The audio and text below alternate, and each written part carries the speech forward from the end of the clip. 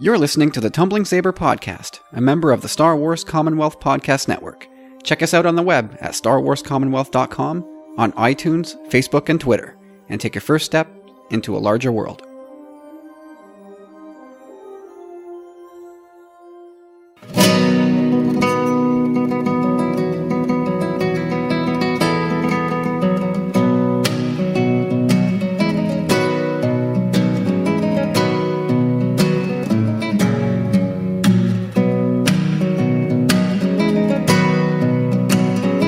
Hey everybody, welcome to episode 93 of the Tumbling Saber Podcast. My name is Kyle. My name's Corey. And oh my goodness, it's happened again, Corey. Another big week in Star Wars. You said it would be a dead week. What happened? Yeah, well, I should have figured that they would have just pulled the trigger and just let us know not too shortly thereafter. You got ahead of yourself. Yeah, I think maybe, I figured they'd give us a break, but nope. No breaks to be had. That's it. So how you been? I feel like I haven't even spoken to you since we stopped recording episode 92. No, we actually did SD this week as well. Or last week, sorry. Oh, that's true. We did. So since then, yeah, things have been pretty good, man. Had a really nice weekend. I got some new glasses. Ooh. Yeah. My wife kinda like that.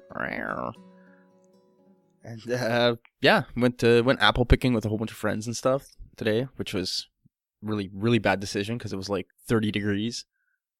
Yeah, it doesn't feel like fall weather, doesn't it? No, it's a bit of a heat wave going on over here, which is really odd. So we planned to apple pick a while ago, and anyway, whatever. I sweat pretty profusely. Apple picking. That'll teach you. Oh boy. So what's going on? What else is going on? Did you made some additions to your collection this weekend? I did on the Friday night. It was amazing. I'm so glad I made the call to go. Oh, I was like this close to not going. It was crazy. I was going to meet a friend for dinner that I hadn't seen in like over 15 years. So we meet up, or I'm there and I'm like, hey, you know what? I'm gonna go head over to Toys R Us. And they're like, seriously? Okay. Okay, so let me get this straight. You're having dinner with a friend that you haven't seen in 15 years. No, well, I was waiting, and I was like, how long are you going to be? And they were like, oh, probably like another 10, 15 minutes. So I was like, okay, I'm going to head over to Toys R Us, and I'll meet you right back. Like it was like not even 2 minutes away, from where we were headed out. Gotcha. So, yeah, I walk in, and I'm just like, I can't remember the last time I was there. I know I went after Force Friday, and was kind of disappointed. So anyhow, I went in there and I saw some of the new 3 3/4 stuff, which was interesting, and a lot of Lego stuff. I was really surprised with that. None of it cheap, really. A lot of bigger sets. Still really cool, but anyhow, I'm looking, and again, I'm very familiar with this store. I've been in and out looking in our general vicinity for certain things of Black Series, anyhow. And then I see a Han Solo 40th anniversary on the pegs, and I'm like, wait a minute, like, error, like, that's not right. Like, I was here, and I know 100% sure that wasn't here about a week or 2 weeks ago. So I'm like, what is going on? That's odd. Then I'm like, could it be? And I know Leia and R2, they have similar background packaging, and I saw a blue one right behind Han, and lo and behold, it was R2, bro. The last piece I needed, I got them all now, baby. All the 40th anniversary, they're all mine. And I just couldn't believe it. It was like almost like collapsed right there. I was honestly like in shock a bit. Like, so I just grabbed it. I had to pick it up. Oh my God. And what a feeling, man. That's crazy, dude. Yeah. That's in the really wild. So wait, you have all 12 now? I think I had 13 of them. I got the R5 D4 as well. You're right. And the R5. But you are missing one particular exclusive figure, right? Yeah. So I got a plan in regards to that, though. I think I'm gonna have to go ahead and ask the Godfather, Mr. Godsif, for his blessing. Then I should just whoa, wait, stop! What? No, you're not doing that. I'm gonna houndlessly harass my older brother. Yeah, for the rest of his life. Mark is not gonna let this stand. We'll see what Mark has to say. You're not Mark. Don't speak for Mark. I'm changing the locks. Whatever. Maybe there's a trade in our futures. Hey, man. I'm trying to complete a set here. I mean, I guess it's got some sentimental value coming from Mark, but again, I'll talk to Mark. He'll set this right. Maybe we should make a vote of it. I'm going to consult some of my friends who work in the legal profession. I'm going to get a lawyer on retainer, and I will see you in court, sir. They're all on the payroll, bro. What are you, kingpin? That's dirty, dude. Oh, either way, whatever. It was a really just amazing. My friend that I hadn't seen in like 15 years, they're like, I see them, I'm like, hey, check this out, it's R2D2, and they're like, yeah, whoa, relax. And I'm like, no, but you don't understand. I just love it, when you haven't seen someone in so long, you just don't skip a beat. But it was interesting. It was pretty funny. I also picked up another little something for some future usage for the Patreon users, and I also bought another. Well, the director of promotions, as the director of promotions for Tumbling Saber Enterprises, I would expect nothing less. I had to do it. I mean, it was there. The time, when you see something like that, the time is now, and our awesome fans are that good enough that I put up good cash, because that's a choice piece that I picked up. Ooh. It'll become relevant soon. Soon. That soon being a very relative term. Yeah. All right, so check this. Let's talk about 7,541 choice pieces. A colleague of mine bought the gigantic Millennium Falcon Lego set. This rotten sod of a guy actually went to the Lego store that we have locally. They had 7 sets for sale. And I had tuned out because I have no, I mean, I of course I'd love to have it, but there's no way I can afford that, so forget it. I was not even listening at all to what's going on, but he was definitely paying attention, and so he found out that the Lego store was going to put their 7 units on sale last Wednesday. So he showed up to the shopping center at the mall bright and early, got in line, and he was not the first person in line. Waiting for one of these sets. He was the 7th person. So He got extraordinarily lucky. All 7 people, or the 6 people there in front of him, were obviously also there for the Lego piece. But there was actually people that showed up and were lined up behind him. And they were just out of luck, man. That's insane.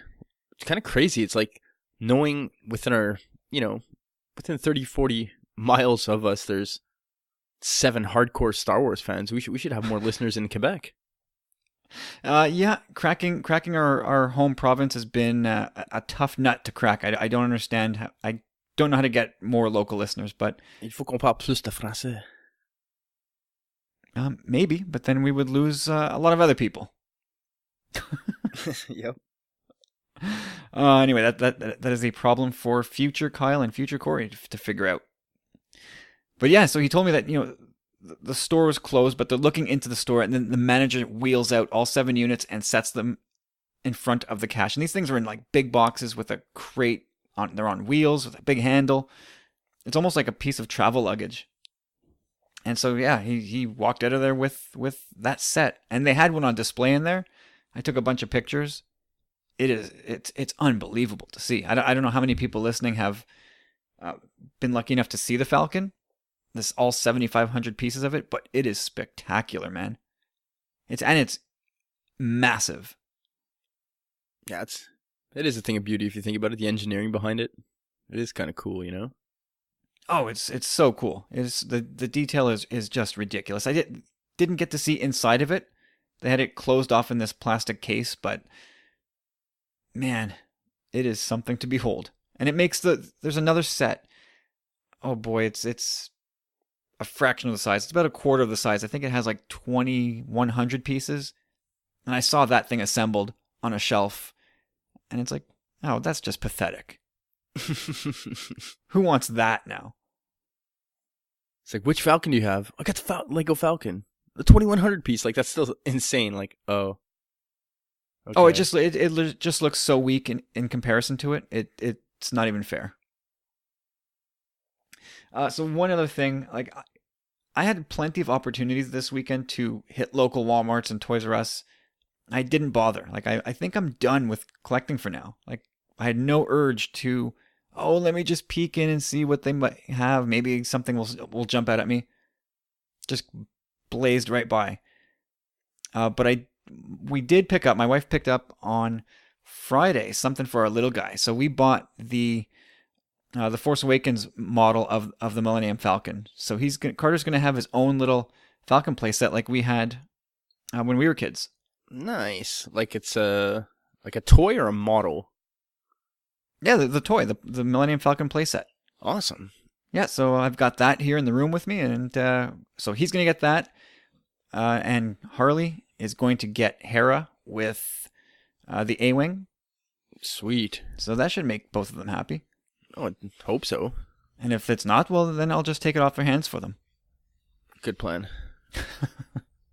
Or I take one, you take the other. I tell you, I don't see that happening. Jesus. Why don't you go beg Mark? Make Kyle give me his toys. I'm not going to go beg him. I'm just going to see if he's okay with it first. And then beg you. I think you mean badger. Yeah, both. Harass. Make feel guilty. Stuff like that. Tempt. I got some good stuff here. I'm probably not willing to trade too much Star Wars stuff, but... I'll tell you right now, you're going to have a hard time. Yeah, you're going to have a hard time selling me on that. We'll see. Yeah, I guess we will see. This could get interesting. Yeah. I got some cool comics that I know you'd want. I don't know. I'm going to have to consult Tim, Troy, and Sanjay to see if this deal's worth it. It's not about monetary value. Christmas, my birthday. They're really close together. You can almost merge like a really awesome present with that. Uh-huh. Yeah, we'll see about that. You're taking notes, eh? I am absolutely not taking notes at this very moment. All right, let's get into some micro news items, a bunch of little pieces of Star Wars stuff that dropped last week, but here's one that I thought was of particular interest. So via tweet, Rian Johnson confirmed that Porg are capable of flying short distances, males are bigger than females, and their coloring varies. Corey, what do you make of all this? Not too much. I think this is kind of like old news to me, really. Feels like I heard a while ago that they can kind of fly. And it's the short distances part. No, I'm just kidding. But he really did tweet that. Somebody had asked him to just tell me something about the Porgs, and that is what he told them. I thought for sure he was going to say they get bitey. Yeah, that would have been nice to throw in there, but whatever. So did you see all of the different snippets, little mini synopsis for the Certain Point of View book that's coming out in October? Well, I don't want to go ahead and say I saw all of them. I was kind of working at the same time. Work. But yeah, but I caught a good many of them, and I was quite impressed. I'm really stoked about this, man. Even the voice work too when they do the audiobooks. I saw NPH is doing a story. Yeah, man, NPH is doing a story. That's gonna be awesome. So and well, as well, the big name John Hamm doing Boba Fett. That's pretty rad, right? Is that confirmed? Yeah. I think there's a small audio clip out there. You can actually hear it, and it's absolutely John Hamm. Oh, I didn't hear about that because I heard people kind of whining on Twitter about yeah, because he's Maori. Yeah, because Boba Fett was Maori. Well, yes, there was predictably a lot of outrage. What does Tamara Morrison not know how to read? Did anybody ask Tamara Morrison? I don't know, and neither do you. Maybe he didn't want to do it. Maybe he wasn't available to do it. I don't know. And it's John Hamm. I just don't know. Look, I get it. I get the whole thing surrounding getting the actor who actually portrayed the character to reprise that role. It would have been nice to have that continuity. Or D. Bradley Baker, I think, who did his voice in the Clone Wars. Or at least he did the voice of the clones, right? Yeah. So couldn't you have gotten that dude to do it? He's still doing Rex, no? Yeah, he's still doing Rex for sure. But anyway, predictably, the internet had a big heart attack over this. And for a book where the proceeds are going to charity, I don't know if I'm going to get so worked up about it. If Jon Hamm's presence in this project can bring more eyeballs to it and get more people to buy the audio version and drive more money to charity, I'm hoping the audio version money goes to charity as well. So if Jon Hamm's presence here helps send more money to that charity's way, good. Maybe you should win for Brad Pitt. Yeah, I can agree with you more. Like, I'm going to definitely, like, I'm a print guy. I need to have the trophy on my bookshelf or whatever it is, or as, or stacked away in a box for now. But I'm big on that. I like to have that. I think you said forever wrong. Either way. Hey, I want my Bloodline book back. Yeah, I'm actually... Before that disappears too. I could see it from here. Either way, I think when it comes to this book, I would go ahead and get it in print, and I would also get the audio. And it could be like a read-along, Sure. I mean, you can get a free book on Audible. You sign up for a month trial, you get 1 or 2 free books. Boom. You listen to that book over the course of a couple days, and then you just cancel your subscription. Beautiful. It all works out. Would you be able to do it again? Can you just continually go through this cycle, or they're like, hey, we know you know? Oh, I'm sure they could figure it out. It's Amazon. They're not the richest company in the world for no reason, right? At minimum, you'd have to keep firing up different email addresses and keep re-registering with different emails. But I've never tried it, so I don't know if that actually works. So other things in certain point of view, this book, which just looks like it's going to blow the doors off of fandom when it drops in a few weeks from now. There's a story that takes place from Obi-Wan's point of view at the moment of his death. How cool is that going to be? Yeah, I saw the little excerpt there of that one where he's asking himself. Oh, that's going to be so cool. I don't know if it's going to be weird or if it's going to be really informative, but I mean, this is the type of shit that we've been dying for. We need to hear this stuff, right? Yeah, I don't know if it's going to be so much informative as it might be like spiritual. Sure, fine, but it should shed light on a whole bunch of stuff. I don't know about that. I don't know if they'll go that deep in a short story. But that's really interesting. I read that little excerpt and I was kind of I didn't understand. You know what? I guess I'm really stupid. But the little excerpt that they showed when he's asking himself, "Am I dead now?" and stuff, like I was kind of picturing it within his life, I guess, because I didn't know the context of it and like how he was maybe like force ghosting like on Tatooine or something, or like practicing or something, like having an outer body experience. Yeah, I suppose you could easily make that mistake. So anything else jump at you? I sent you one of they're going to have an R5D4 trailer or a story, sorry. Looks like that's pretty interesting. Yeah. It actually sounds pretty pathetic. It sounds really sad. All he wanted was a home. He had a bad motivator. He needed a good oil bath. He was dying inside and he knew it. Yes, no, that one sounds like it's going to be really sad. I tell you, the one that really sounds like it's going to ring fandom's bell is the one. It's between Obi-Wan and Yoda, where Yoda reveals that, and this is spoilery, so cover your ears if you're sensitive to that kind of thing. 3, 2, 1. Corey, are your ears covered? No. This is actually kind of a big deal. Okay. But it reveals that Yoda initially wanted to train Leia. So he was monitoring both Skywalkers from afar, of course. And then, of course, Luke turns up at his doorstep in Empire. But he was secretly hoping that Leia would be the one to show up because she was the one that was more mature, the more serious mind, as it were. Oh, for sure. At that point, like, I would think that she was a household name throughout the galaxy. Absolutely. So then to find out, like, holy cow, she's like a Jedi too. Like, wow. Like, it really would have helped sway people back to the light, I would think, or see the light.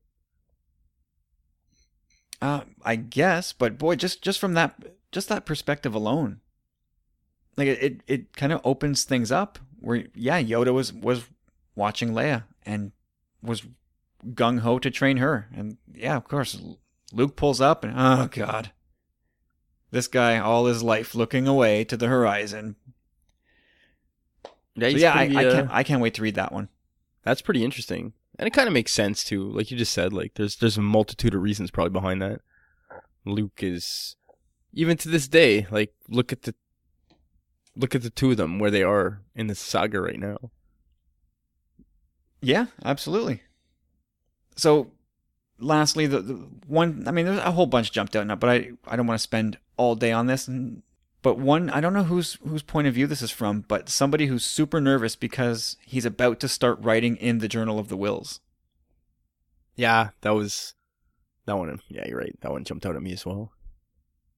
I mean, you hear Journal of the Whills, and that cuts right to the core of Star Wars, right? Of course. Cool, man. So I think October 5th is the day that this book comes out.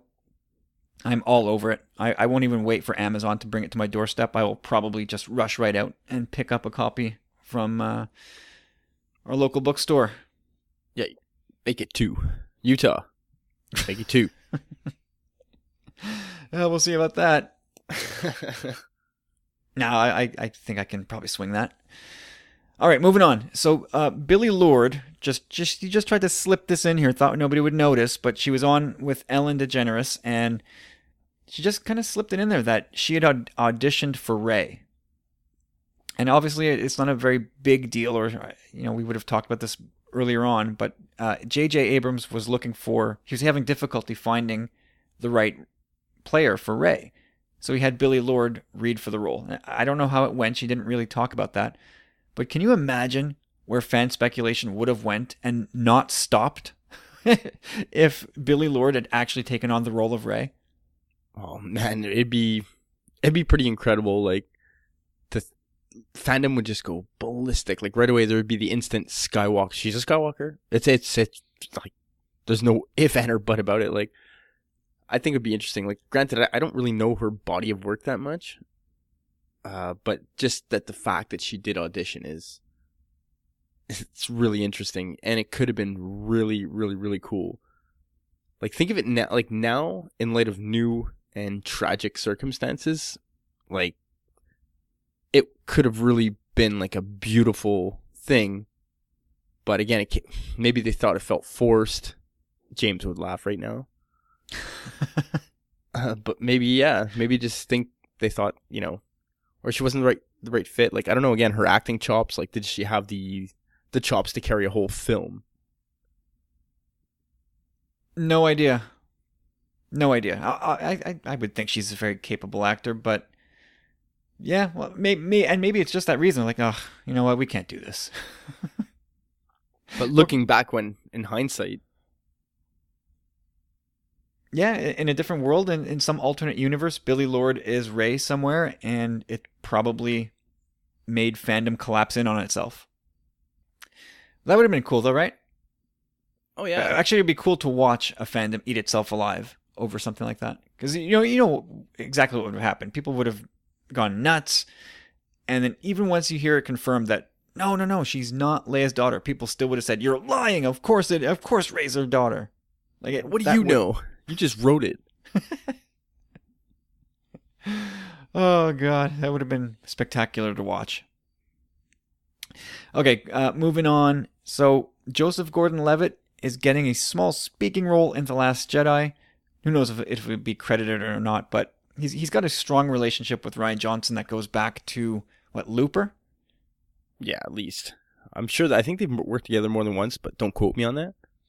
But for sure, Looper, they have a really strong relationship, like you said. And once I started hearing about it on Twitter, I kind of Googled it. And, it came up as the first news article. But the article prior was all about a year ago. I think maybe January 2016, something like that. and there were like 5 articles about Joseph Gordon-Levitt like banging on Star Wars door, kind of, because of the Rian Johnson connection and whatnot. But from what I heard, like, he wanted in this film badly. Like, he was calling Rian on a regular basis. So you got to roll for me. You got to roll for me.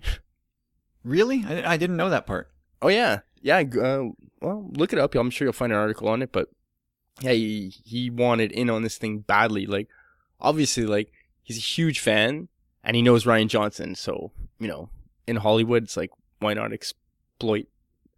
Well, did it specify like he wanted an actual role? Like, was he begging it for a role on the level of Sam Jackson saying, "Give me a role," or was it just like, no, just like throw me in a stormtrooper suit and I'm good? Yeah, nothing specified in that regard. But what's interesting here is that I love him as an actor. Like, I've said this before. Probably about 20 years ago, I wasn't so much. No, when he was that little snot on Third Rock from the Sun. Yeah, I just thought he was a horrible actor. Like, the way he moved his long hair and stuff. Like, I was like, this guy is horrible. And then when he came back, I was like, whoa, this guy's awesome. He's a triple threat. Well, he grew up and he reinvented himself a little bit. Yeah, like, he can sing, he can dance, he can act, and his acting chops are like pretty spot on now. No, he's amazing. He's such a talented actor. I would love for him. Like, we talked about this a long time ago. Who would you love to see in Star Wars? His name didn't come up, but it's funny. I thought the same thing that you're saying right now. Yeah, I mean, because it's that glaring. It was that glaring an omission that we made. Boy, I feel like that was about a year ago. But man, like he's right. Now that this has happened, I'm like, there's almost nobody else I'd rather see, and he could pull off anything. He could be your pilot. He could be a Jedi. He could be a politician, or on the other side of the fence, he could be. Well, I guess I pulled that from Cobra Commander. He could be the villain. He can do anything. Put this man in a Star Wars movie. Well, that's the thing. Like, think about it. He's got a small voice cameo in this. It's leaving the door open for him physically to be in another movie going forward. I'm sure Lucasfilm has their eye on him. They know he's a bit of a commodity in Hollywood. He's a hot topic. So why not? I'm sure they're saying the same things that we're saying right now in a way, But think of this, Kyle. I just want to throw this out there. I saw this on Twitter once, and it just like hit me in the face. I'm hoping that he's going to be that mini like Meebar Gascon croupier guy. That would be awesome. I hope that guy gets a voice. Yeah, that'd be I don't see him having anything like deep or anything like that. So, well, no, it would be something I would imagine like Kevin Smith got. What did Kevin Smith get? This is just a new trivia to me. You didn't know Kevin Smith had a voice role in The Force Awakens? No. Oh well, he does. Try and listen for it. Try and listen for it. You might go on YouTube and spoil yourself after, but pop the movie and try and listen for it. Jesus, that's no. I'll narrow it down for you. He's a stormtrooper. Oh, I think I might have heard something about this. It's not super obvious, but you can hear it if you know his voice well enough. And I listen to a lot of Kevin Smith, so he's one of my favorite people in the world. So I know his voice pretty well. Maybe, I guess your mileage will vary if you don't know him that well. But, did Kevin Smith start this whole thing? Like the idea of getting your friends into movies? Like that was his whole thing, right? With View Askew, starting with Clerks, it was just popular. The whole movie was like his pals. And it just continued. Now with Comic Book Men, it's his friends now running his comic book shop, and he made them a TV show. His podcast network, it's all shows run by his friends. Like, is he the guy that did this? Well, yeah, why not? I mean, it's a group of people that he knows quite well, and frankly, if I had people like that I could trust in my life as well, like, dude, if I fell in some money and I had some kind of crazy like scheme or whatever going on, like I wanted to like do something, like I'm sure I would reach out to like yourself and some other smart people that I know to say like, hey, like let's get in on this together, you know? Yeah, I would like, do here, the same. take creative control of this, and like I totally trust you, you know? Like, here's some cash, like make it work. Make it work, but make it work my way. If I don't like it, you're out of here. Yeah. Okay, finally here. So the Abrams news was obviously the big thing from the week, but I don't know if that it had the long-lasting effect some sites were looking for, because even the reputable ones, and in this case I'm talking about The Hollywood Reporter, sank to a pretty sad level in order to get new clicks. So what they did was they took a Mark Hamill tweet in which Mark said to not read a certain Star Wars comic for fear of spoiling part of The Last Jedi. So, I saw that, and without reading too much into it, not thinking a whole lot about it, I thought maybe he was talking about the upcoming issue from Marvel where Luke and Leia, as in A New Hope era, where the versions of those characters visit Crate. I thought, okay, well maybe he's telling people to avoid that comic because it spoils something from The Last Jedi. But no, he was talking about issue 49 of the 1977 Marvel title, and the words "The Last Jedi" are printed on the cover. He was joking, as Mark Hamill tends to do on Twitter. But I guess that wasn't enough to stop some sites like THR from trying to turn that into clicks. So it was so sad. I saw that too. Did you? Saw the tweet. I'm glad you did. Big time. I saw it, the tweet from Hamill, and I'm like, ha ha ha, I love you, Mark. And then, because I totally get the joke, you know? Like, I know, granted, he said stuff about spoilers, but I mean, it's anyhow. And then I saw it literally, I don't know, maybe 30, 40 minutes, an hour later. But it looked like it was like like you said, it was an honest clickbait article. And I was like, are you kidding me? Like, for real? Like, you lose all credibility at that point, no? I wish I could say that were true, but that was pretty sad. Anyway, say no to clickbait, people. Say no. All right, Rebels episode titles and some scheduling drama surrounding that. So quickly here, the first 6 episodes have their names and dates attached to them. So episodes 1 and 2, Heroes of Mandalore, part 1 and 2, October 16th. So what do you think, Corey? Is that Sabine's story wrapping up and passing the torch to Bo-Katan? Yeah, now that you mentioned, most likely I would think they settle stuff there. She probably gets to meet her dad. Let's wrap that arc up a bit. And move forward a bit. Yep. Episodes 3 and 4, In the Name of the Rebellion, parts 1 and 2, airing October 23rd, 2017. No idea what that could be about, but I like the sound of it. Yeah, for sure. It looks like they're going to take a stand. Yeah, that pretty much sounds like it, right? The Occupation, October 30th. And also October 30th, episode 6, Flight of the Defender. So it sounds like episodes 5 and 6 are going to take us to Lothal, maybe setting the stage for the battle or the siege of Lothal. Yeah, I got you there. I got the Occupation. I basically kind of figure it's the Occupation of Lothal. And Flight of the Defender kind of, first of all, reminded me of Flight of the Navigator. And possible X-Wing unveil.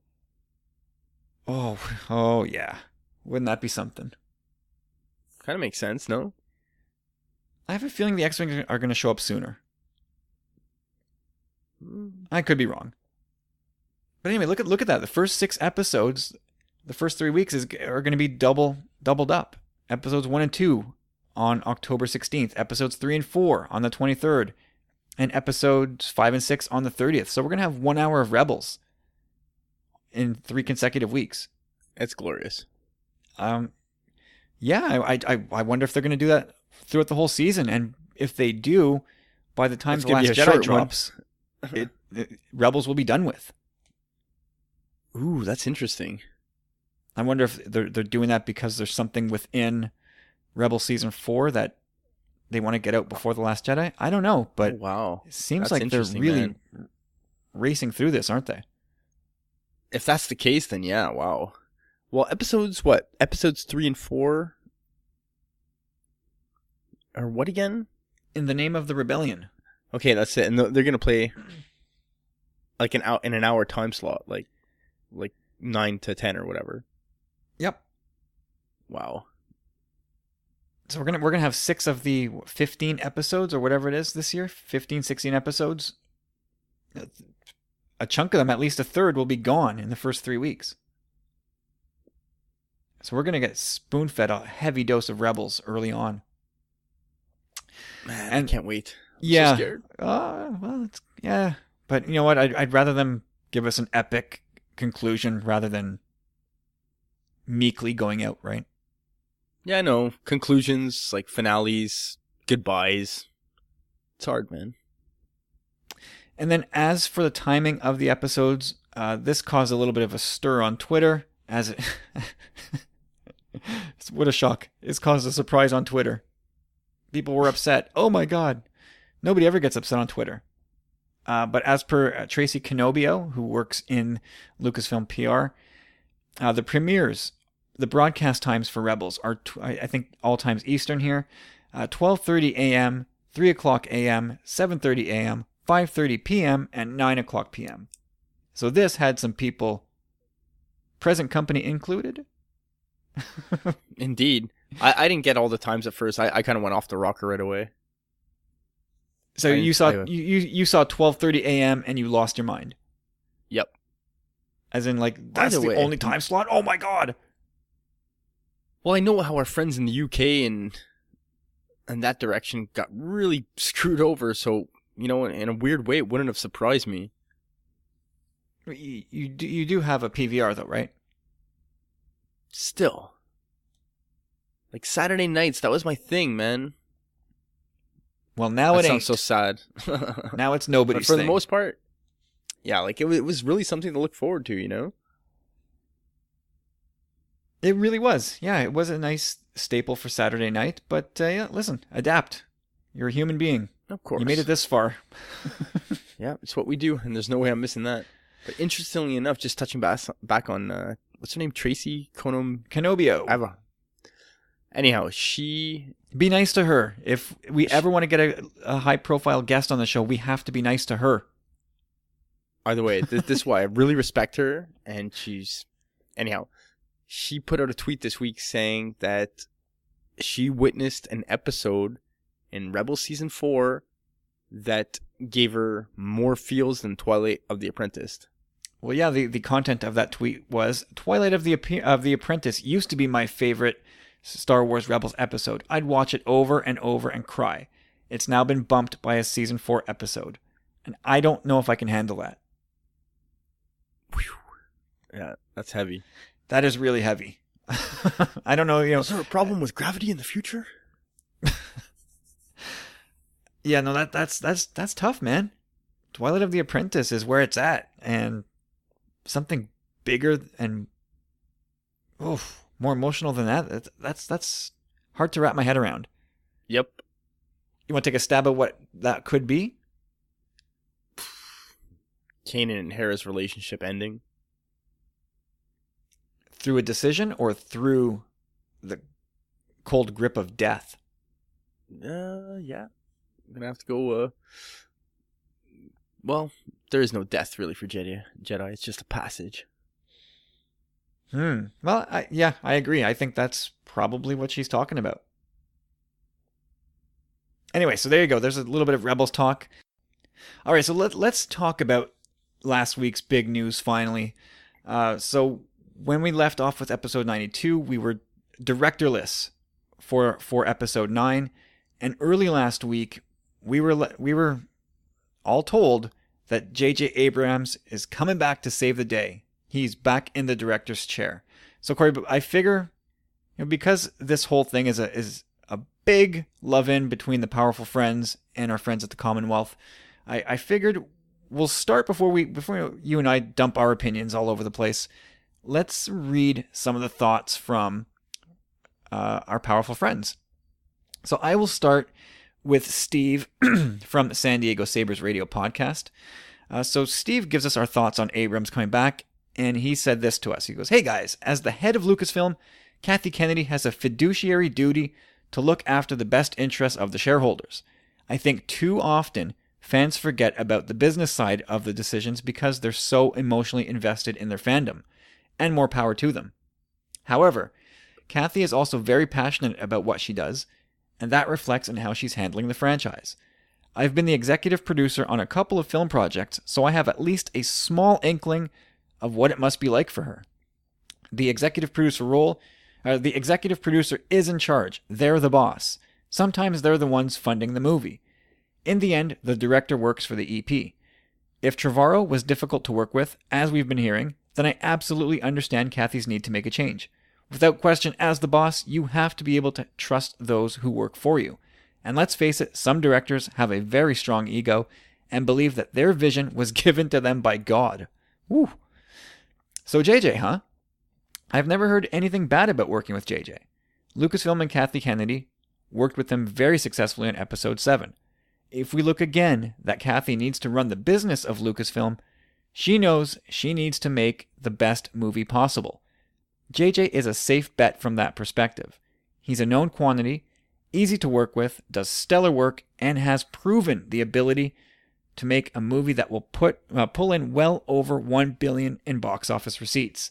And he's a big Star Wars fan, so you know he'll be respectful, but also push forward the story and the franchise. Maybe Rian Johnson would have been good, but honestly the schedule doesn't allow for it. He's still fully engaged in finishing episode 8.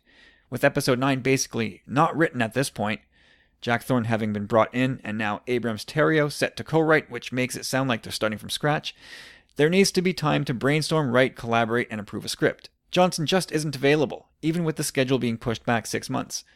Plus remember back to 2014 when Lucasfilm announced that they were putting the second anthology movie on hold. The reasoning for that was, let's see how Rogue One does first. Again, safe move. Rian's project hasn't been released. It might be premature to bring him on for episode 9 when 8 isn't out the door yet. What if it gets a significantly negative response? Then Kathy might have to look at yet another directorial replacement. No, JJ is the safe bet, both from a fan perspective and from a business perspective. Some might say too safe, that's fair. But after this, quote, summer of drama, unquote, safe is good right now. It's still too early on in Disney's ownership of the property for them to be making mistakes, at least in the production itself. Kathy seems to be making the hard but right decisions. Hashtag in Kathy we trust. Thanks for the chance to let me voice my 2 cents, US or Canadian. Cheers from Steve. Yeah, man. Seriously. That kind of so well thought out. Yep, that wraps it all up. It really, really does. That sums up a lot of the thoughts that I had been having about it, but we'll give our thoughts after, Corey, and we'll try and touch back on everybody's reviews here and there, but this is a fantastic start. So you're going to give me a break, because I'm not going to make it through this podcast if I have to read everybody's. So why don't you go ahead and pick up where I left off with, I think Katie's up next, no? Yep. Yeah, there you go. All right. So from Katie. We all knew it was going to be Rian Johnson or J.J. Abrams, so not surprised. I probably wanted RJ more, but when I think about it, that was just based on my own personal opinion of him and how he's been awesome with the Star Wars fan base and overall community. None of us have even seen The Last Jedi yet. For all we know, it could be terrible. I highly doubt this, but you never know. So, going with JJ, to me anyway, was the more practical choice. He's been in the situation before. He knows most of the cast really well already. He knows how they work, and he will be having a good long chats with RJs so that a conclusion to this trilogy that they will both agree on and like can be done. JJ was the man that reinvigorated this beloved franchise and kicked it off again with a bang, so I have the utmost faith that he will deliver a fitting conclusion. Yeah, excellent. Short and sweet. Yeah, short and sweet and right on point. Yeah, I mean, again, the predictability, the safeness of going with JJ. I mean, I think that's one of the through lines through fandom, right? Yeah, that's the theme.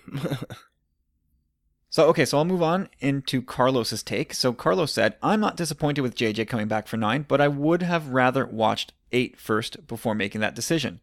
I believe Rian Johnson may have raised the bar with The Last Jedi, and I would have enjoyed seeing him complete this trilogy. That said, I'm pretty sure Story Group and Kathleen Kennedy aren't afraid to speak up when a better idea comes their way, i.e. swapping out BB-8 for R2 at the end of TFA. And that brings me back to JJ.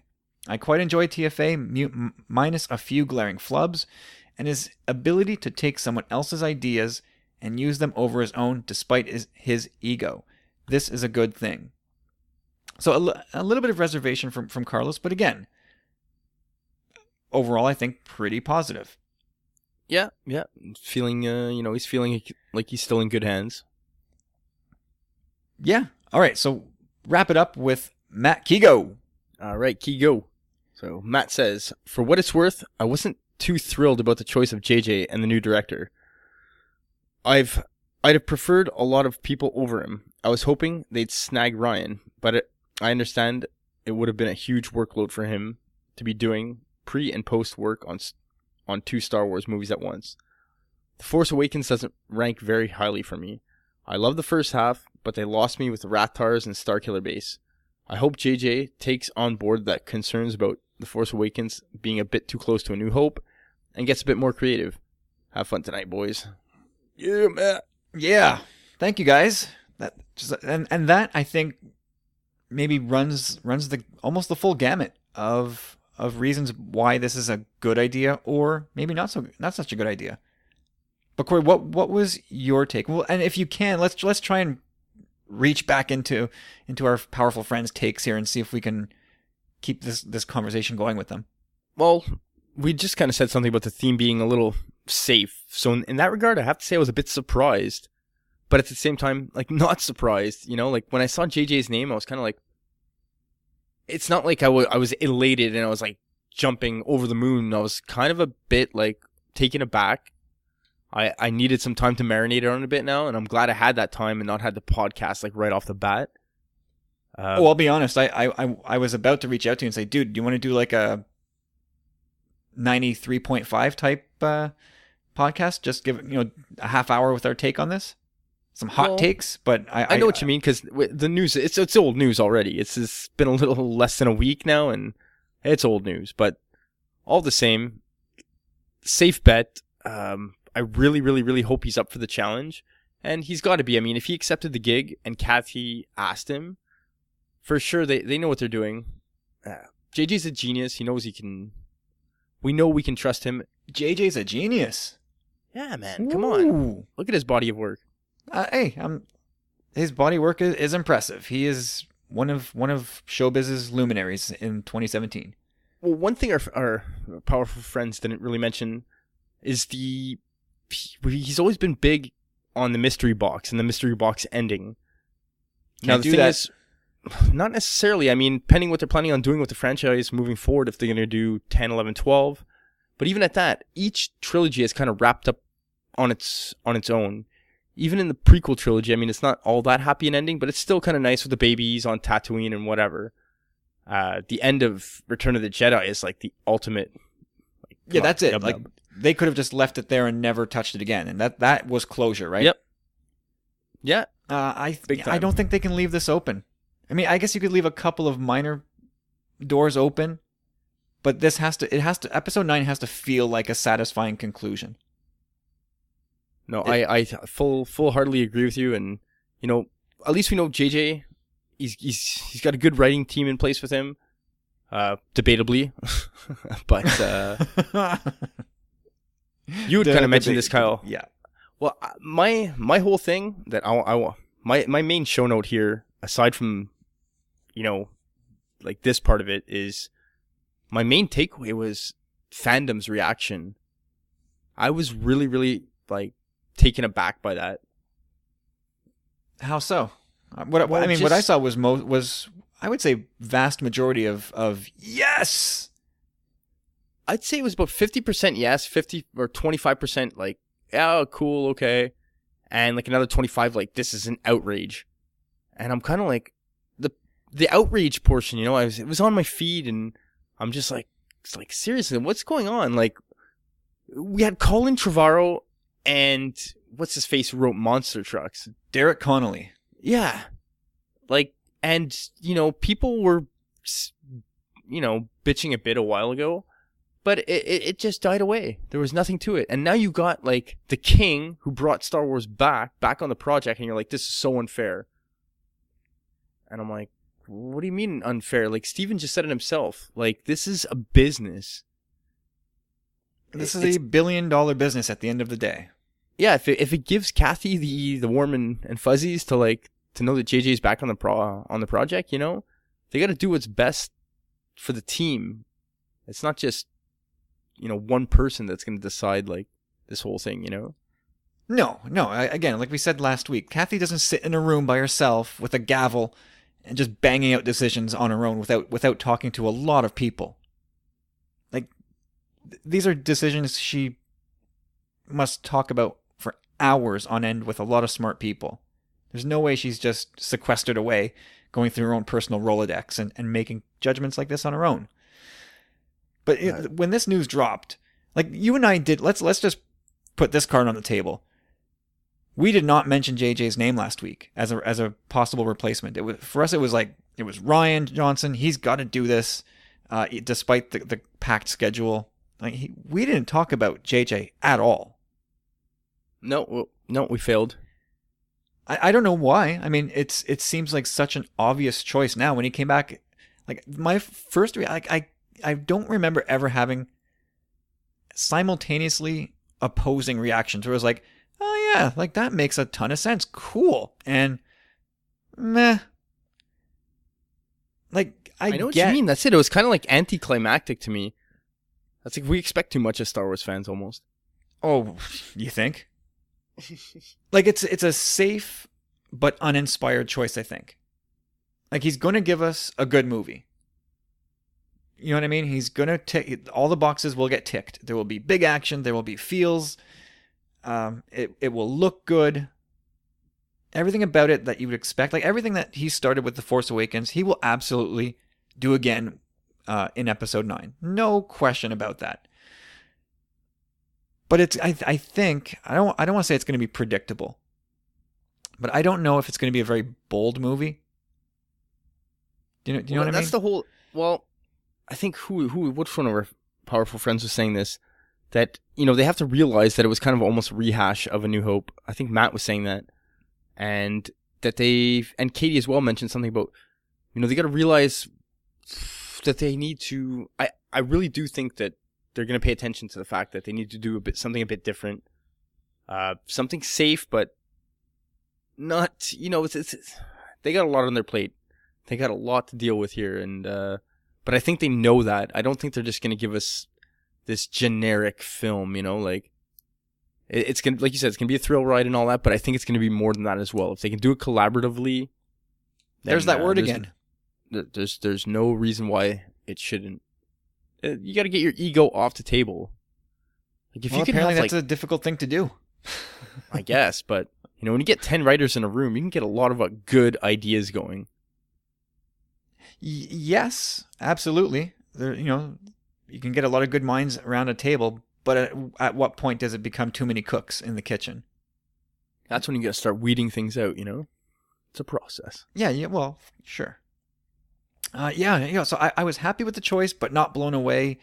I was excited, but also kind of like, oh no, is it going to be, is it going to be just overly, again, there's, for lack of a better word, predictable. But the word here is safe. Lucasfilm cannot afford more snags with this production, right? There cannot be any more hitches with this. So if Rian Johnson is too wrapped up with finishing up episode 8, because he's got to get started now with 9, but he's still in the midst of doing 8.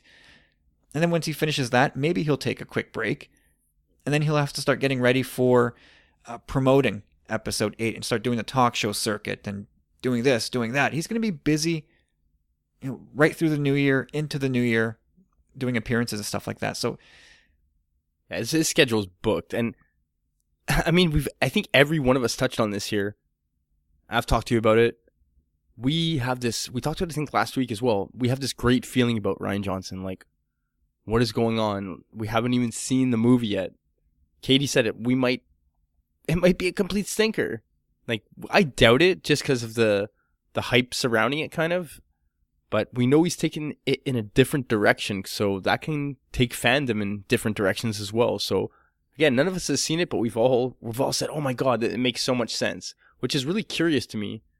It's just I think Katie said it again, we're just kind of enamored with him at the moment and the way he's dealt with fandom and that smile. And those cardigans, I guess, too. Yeah, no, I mean, look, he looks like an earnest guy that you would just love to sit down and have a beer with and talk Star Wars for hours and hours and hours.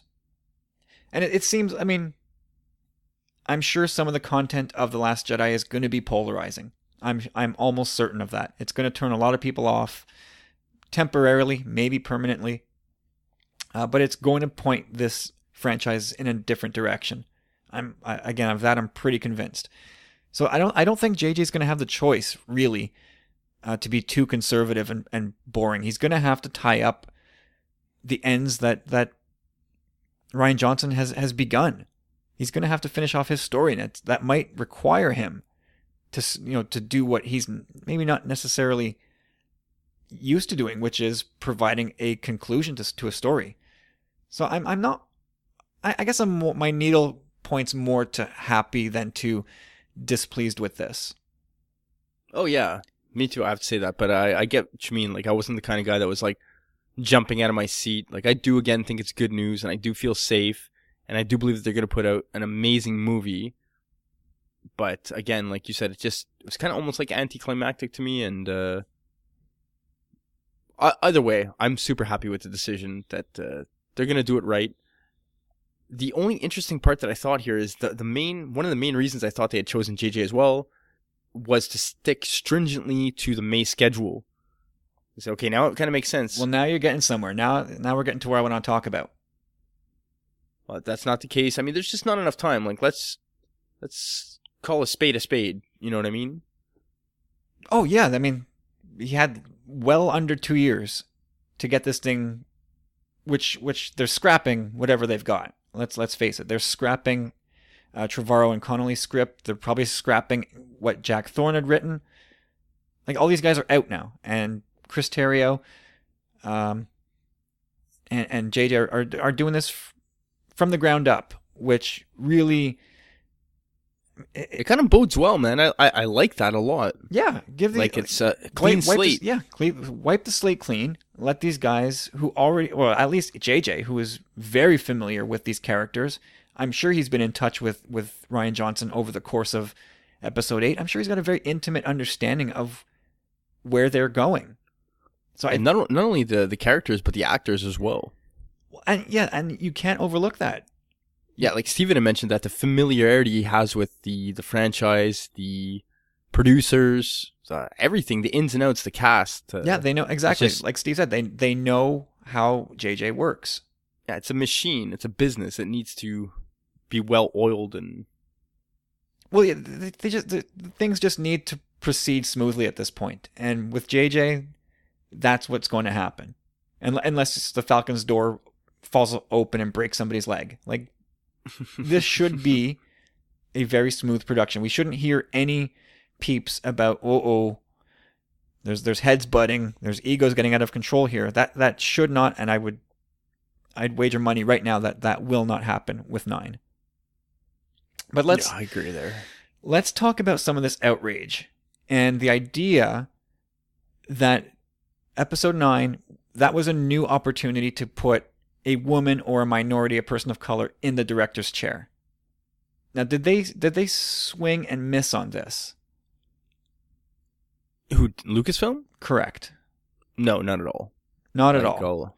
Well, I don't want to say not at all. I granted it was a great opportunity, but just with all the facts they had, I personally don't know who was available to them to direct. But when it comes to the third in this trilogy, they had to go with someone that was familiar, and for better lack of a word, that was JJ. They need this to work this time around. Well, yeah, I think that's it. I don't think it being the third of the trilogy means they have to go with someone they know. Otherwise, they would not have chosen Colin Trevorrow. No, but this being in the circumstances that they're in, with the time schedule and where the situation they've been put in with having no writer, no story, no director, no nothing at this point, really. Yeah, Like, they need just- to call in the closer. Yeah, exactly. That's what they needed to do. So, like you said a few minutes ago, I think was it Tuesday that this news came out, or Monday? The news of Abrams came out first, and then later that day, the news broke about the delay until December of 2019, which makes me happy on a couple different levels. But I thought, if they're bringing in JJ, it must be because they want to stick to the May release, and JJ can deliver that. Because of his familiarity, because everybody knows him, he knows everybody. They could probably still do this.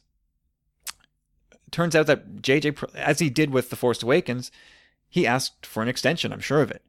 And it was granted, and it got pushed back. So for people who are upset that maybe Rey and Leia's story isn't being closed off by a woman, which I understand. I'm not going to tell people not to be upset about that. I understand why you're upset. If you stick with May 2019, I get JJ. But since you pushed it back, I think, and I'm not saying they didn't, maybe they did talk about bringing in a woman, and it just didn't work out. But I do think that at some point in the future, be it episode 10, which I think is a lock, a woman will absolutely direct Daisy Ridley at some point in a Star Wars movie. I'm absolutely convinced of that. I'm not so sure about that, to be honest. Maybe, like you're right, maybe if they do 10, 11, 12. I would. But, I mean, they got all kinds of standalones. Let's make a bet coming as right now. Let's put someone on the table right now. If they do episode 10, and it's with Daisy Ridley, I guarantee I'll bet you. We'll make a bet right now. Let's make it for like $100, or a dinner at Mendy's or something, a nice dinner. That it will be directed by a woman. You want to take that bet? All right, let's do it. You're on. I'll do it. There you go. All right. All right, you know what? For a certain, how about a certain 6-inch Luke and X-wing? Whoa. Do I want to put my Luke on the line? You know, I could see it happening. Don't get me wrong. Like, there's nothing, like, I want that as well. I don't want it to feel forced, but there's plenty of opportunities for other characters as well in standalones for a female to direct as well. Yeah, but again, it's not a one or the other. No, I get you. It's all about making it work. Like, I would have loved a female to be in this if it made sense. I mean, Kathleen Kennedy is the one making the shots, calling the shots here. So, if it makes her, if it makes sense to her, it kind of, like Steve said, in Kathleen we trust, and I'm down with that. Hey, that's fandom, right? People let their emotions get away from them, and it's Twitter, and things get heated, and whatever. All in all, it's going to work out for everybody at some point, and I don't want to tell people who want this to happen, well, just be patient, because they've been patient. It's overdue, but it's coming. That's all we can say, and hopefully episode 9 will just make everybody happy. And I have no doubts that JJ will deliver a satisfying movie for everybody, and we'll go into the future looking to level the playing field a little bit. Are you afraid about Chris Terrio, the guy who co-wrote Batman vs. Superman? Stressing co-wrote? No, not at all. I think it's actually a pretty good choice, to be honest. I mean, again, I don't know too much of his body of work, but I was okay with Batman vs. Superman, and again, he's also an Oscar winner for his script Argo. on That's Argo. True. Yeah. It makes sense. He's a closer. No worries for me on that front. All right, Corey, lastly here on the docket with regards to J.J. Abrams. Now, I'm sure he had lots of conversations with Kathleen Kennedy and Rian Johnson, and probably other people too, about what his mandate is with this movie. Now, do you think part of that mandate Well, for sure it is. But what do you think happens with Leia? I'll just cut right to the chase. Is her story back on the table, or is what Lucasfilm told us a while ago about no recasting, no CG? Is that still the golden rule here? What do you think? What do you think happens with Leia? Ooh, that's interesting. That's really interesting when you say it like that. Like, because they had said no, nothing, right? And now JJ's back, and like, maybe he'll say, no, this is what I need to make my story work.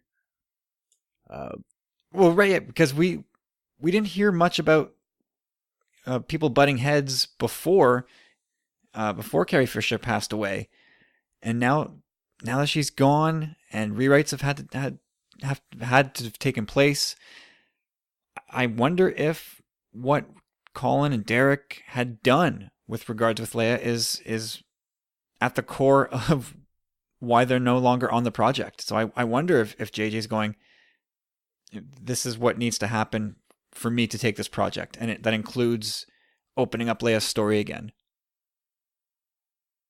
Yeah, I'm not sure. I'm not sure, but I know I have a lot more faith in JJ giving us a conclusion to her character than I did Colin Trevorrow. I had said this last week. I think a big reason why, and you kind of just reiterated it, was the fact that 9 was supposed to be Leia's film. That was Colin's film, Colin Trevorrow's film, and with her passing, obviously his entire story had to get reworked, and he just kind of wasn't up to the task. He couldn't get his head wrapped around it, and yeah. But I think JJ's definitely gonna give us a good conclusion to this character. I think they'll stick to their guns and do what they said with the recast and all that. Like, they won't do it. Well, it's hard for them to walk that back now, right? Yeah, they can't. People hear what they want to hear, and you can go back and read Lucasfilm's statement about what they said at the time. I definitely don't want to rehash that again. If you want to read it as it's an open and shut case that Leia's face will not appear in any shape, way, or form in Episode 9, then that's what you're going to take away, and JJ has no leeway. But I don't know. Maybe this is back on the table, and Kathleen will hear JJ's ideas, and they'll go for it. I don't know, but I got to imagine that as of this moment, or at the moment that JJ said yes, I'm back, that they just said there are no restrictions at this moment. You come up with a script, and then we'll go from there. And this will be a collaboration, JJ. Well, I think that's something that would have been hashed out even earlier. Like, okay, JJ, can you come back for 9? I'll think about it. What's going on with Leia? Like, what are the plans for Leia? And I'm sure he was already in the loop anyway. Yeah, I think so. But I think that's a very interesting question. I don't think it's necessarily an open and shut. Whatever we said 6 months ago, 8 months ago applies today. I think maybe JJ's got some wiggle room, and he's got the clout too, and he's got the cards in his favor. Like, he's one of 2 people really who could pull this out of the fire. Well, again, I definitely don't think they're going to recast. That's for sure. Yeah, I tend to think they won't walk back what they said, but you never know. We'll see. All right, so much for that. Let's push ahead into the Binary Sunset portion of the show. And the first voice you will hear, as always, is that of the first night of the Star Wars Commonwealth, Ads. Hello, chaps. I hope you've both had another good week. On to episode 93. So I've got a fun question for the end, but my initial question is more a collection of statements or thoughts from a newly purchased book, Star Wars Complete Locations. Now, I should give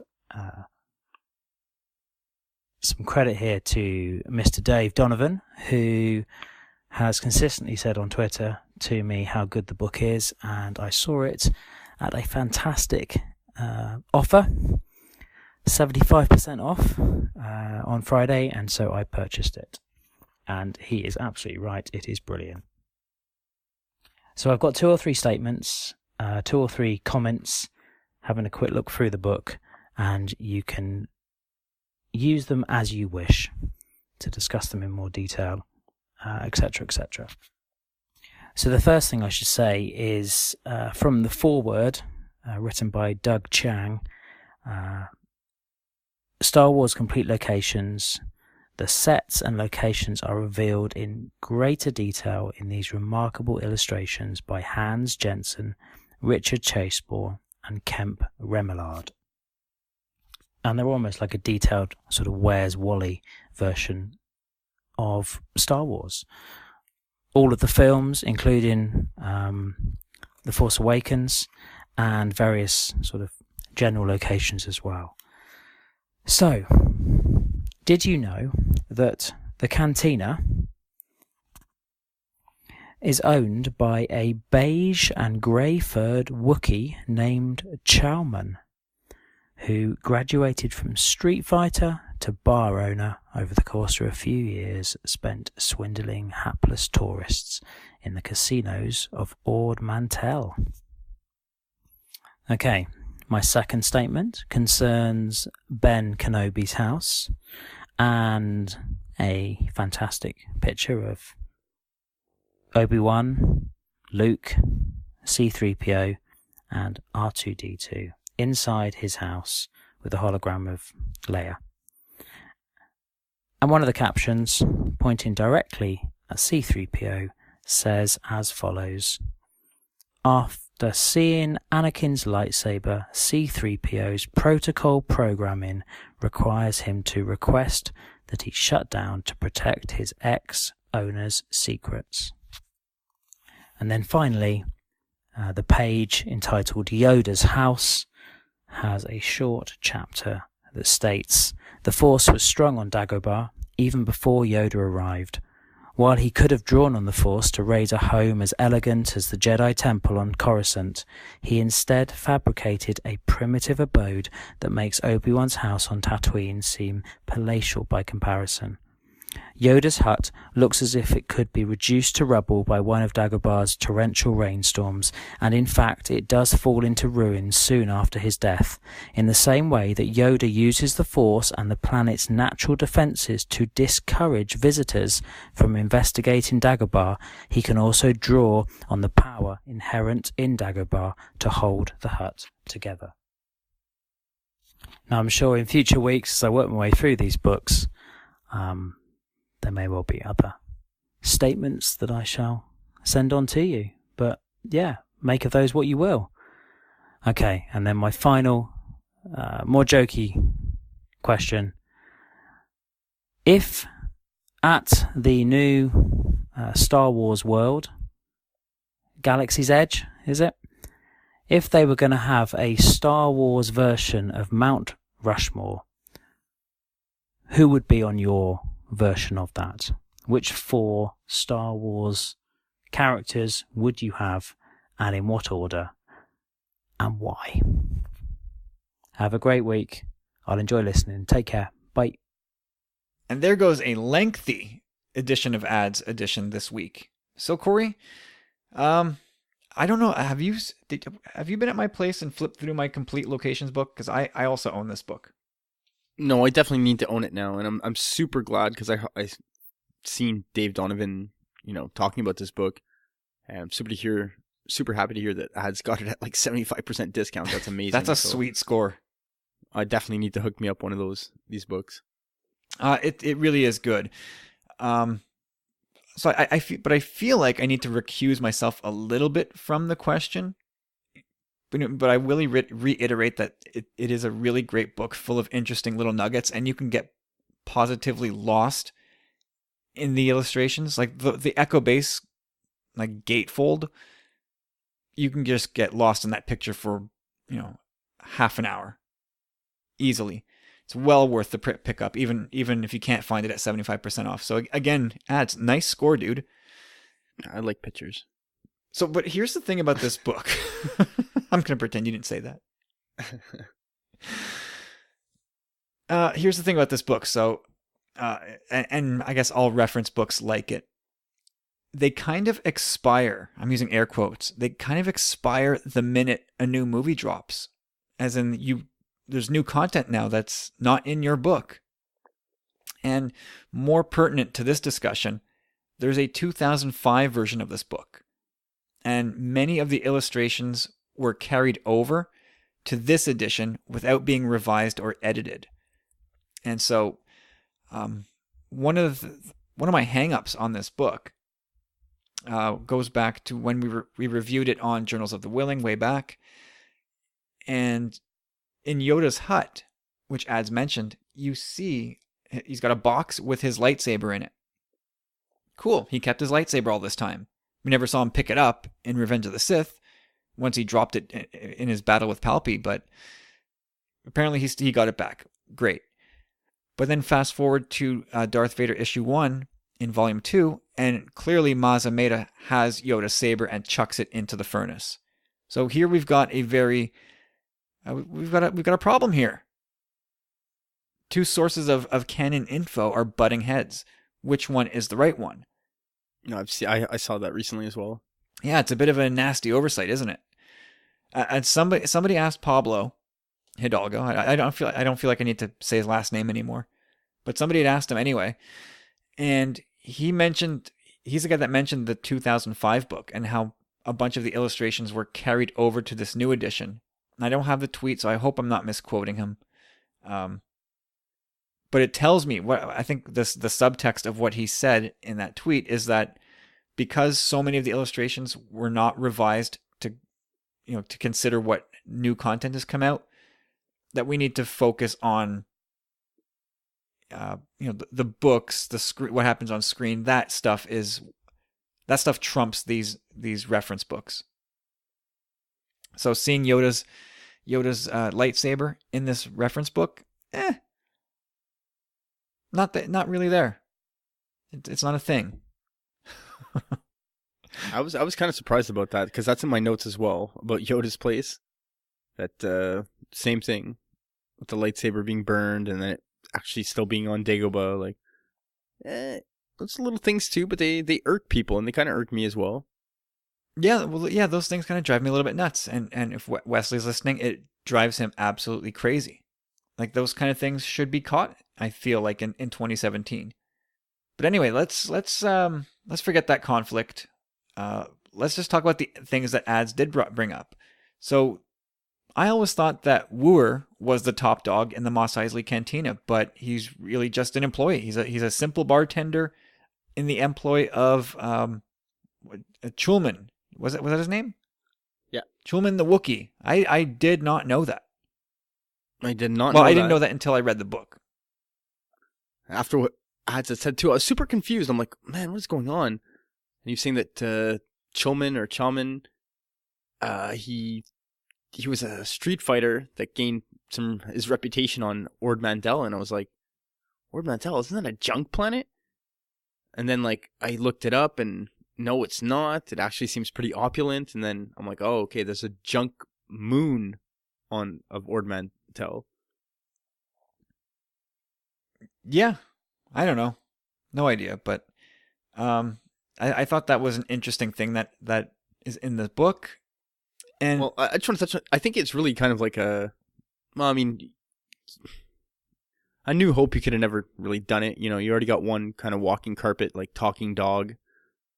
But it kind of is a little bit of a missed opportunity for Chewbacca in a way, to have been able to interact with another Wookiee and, maybe kicking his butt and like Chewbacca gaining a reputation. Like then you kind of develops his character a little more, like Chulman being like this tough guy and then Chewbacca like, winning. Well, I wonder if all Wookiees were enslaved, after the Clone Wars, how did he get out? Did he just slip away and hide on Tatooine and build himself some protection and get himself a job? I don't know. Maybe is that why Chewie and Han can seemingly hang out in the Mos Eisley Cantina that's what I was going to say too. In Jabba's backyard, because that's maybe Chulman's place, and Chewie and Han are safe in there. Yeah, Chulman and Chewie are boys. Yeah, maybe. Maybe we saw him in Revenge of the Sith and didn't even know it. So the second thing that Ads mentioned was about C-3PO's programming that would prompt him to request to deactivate upon seeing Anakin's lightsaber. That always, I don't get that. Like, he had his mind wiped, right? Yeah, Bale clearly said, like, wipe his mind. Because he's so adamant on it, too. Like, I had to go look it up just to make 100% sure, because I knew for sure that was the case, but whatever I read, I guess it might have been the novelization. I don't know if it was the movie, but 3PO is basically saying, I can't wait to tell who her father and who her mother was, and Bale's just like, yeah, make sure his mind gets wiped. Yeah, no, clean, yeah. No, delete everything this droid knows. So that's it. Maybe the pull of the maker was so powerful, because I had a question there, like, who would have put this protocol programming into him, and it must have been Bale or Bale's people, just as like a failsafe, maybe? Like, let's not take any chances here. Maybe. I mean, I guess we have to go with it, right? There's nothing really to conflict it, so until we see something that conflicts it, I guess his programming... I mean, can we place 3PO and the saber in the same place again? I can't think of a spot. When Luke is convalescing after the Wampa attack, and 3PO's in the room there with him, I don't know if he has his lightsaber with him. I don't think he does. Well, I mean, the whole trip through from Tatooine to Alderaan. No, we're talking about... Yeah, no, you're right. The whole trip, right? He doesn't at any point shut down after that. Yeah, I think is 3PO watching him with the where he's using the blast shield in the training? Well, he's sitting at the Jarek table. Oh, there you go. So you would think that he would peripheral vision, damn you. Anyway, I think it's one of those loose things that you could take it or leave it, but it is kind of cool. And then finally about Yoda using Dagobah's like innate force strength to sort of keep his hut standing. That's pretty cool, right? Yeah, it's interesting. It seems I find it really even more interesting that, you know, Dagobah is such a strong place in the Force. Well, yeah, we learned that later on in the Clone Wars, Lost Missions, right? Yeah. Well, I haven't seen it yet, to be honest. You bought it and haven't watched it yet, eh? No. Oh, jeez. Well, it was last weekend. Come on. Come on, what are you waiting for? Once Rebel starts, you're not going to do it. Of course I'm going to do it. You sounded offended. Yeah, I'm actually pretty eager to get into it, but yeah, I gotta make sure I have the time to follow through with it. You know, I don't like to watch an episode a week or whatever when I have the opportunity to, you know, bang a few out at once and then get right back to it the next day or the day after. Yeah, I gotcha. So anyway, yeah, this book, all told, is it's incredible. The stuff with Maz's castle is fascinating. Did you listen to that Journals of the Willing episode, or am I just repeating myself? I did, yeah. So you know about Maz's castle and it being the site of the history. Yeah, and like downstairs, right next to this. So this is for the benefit of those who don't listen to Journals of the Willing. The room right next to where Rey finds the saber it stores the remains of some ancient Jedi, because that castle is built on the site of an old Jedi versus Sith battle, and apparently some Jedi bodies were left behind, and they're in a crypt right next to where Rey was, which I find super interesting. Yeah, it's intriguing.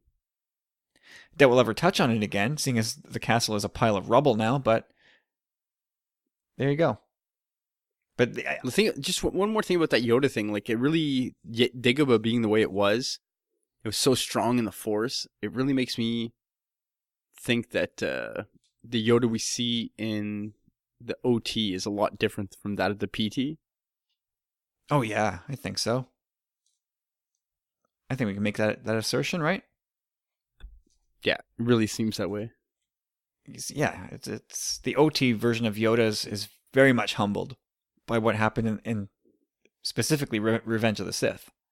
I don't know if this has been done yet either. You'd know more than me, Kyle, but I would really like to see if they ever flesh out like a Yoda storyline comic on Dagobah. For sure, at one point, he went into the tree, that dark tree that Luke goes into.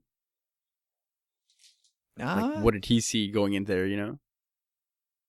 Well, I feel like you might renege on that once you watch Lost Missions. Ooh. Not that he doesn't go into the tree. He does not.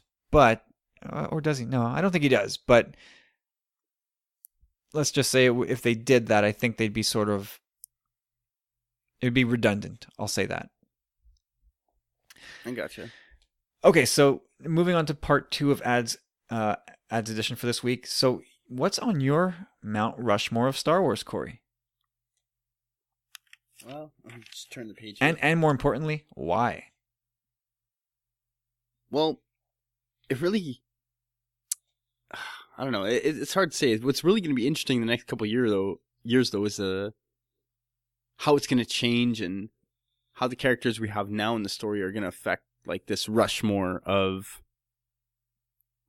Anyway, I wondered about it in several ways. Kind of, there's influential within the Star Wars universe. There's iconic. Two really different things, but I think I'm gonna go influential first.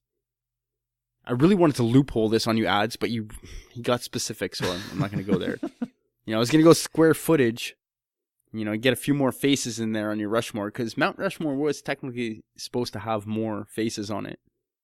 This never got fulfilled. But if we're gonna go with 4, I do a Vader first, but I would like it to be Vader Anakin, half and half, so I can kind of count as one. Oh, there's a loophole. Yeah, just one loophole. Come on, one little loophole.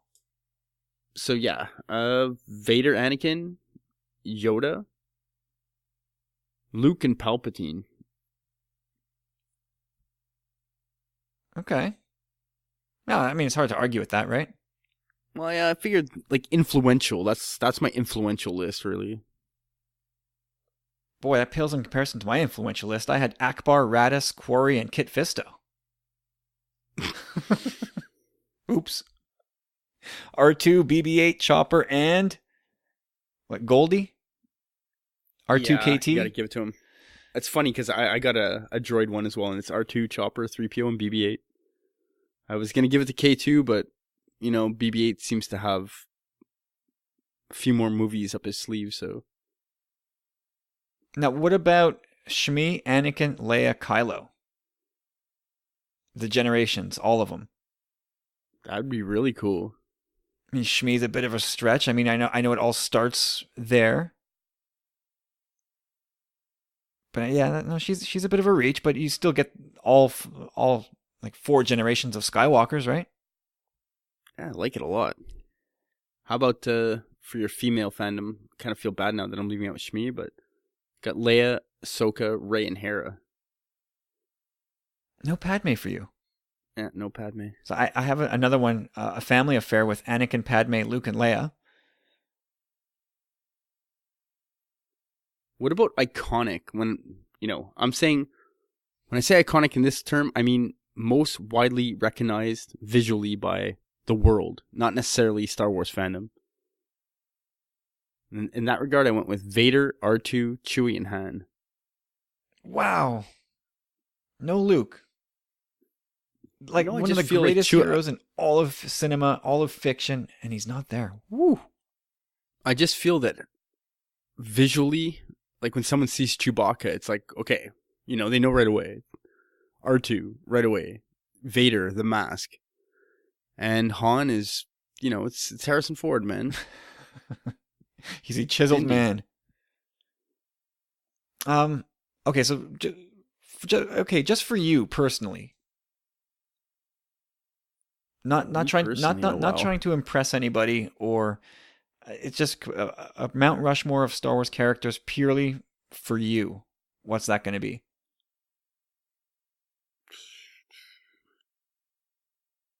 Wow. We have to get 4 of them up there. really want Han. I really want Chewie.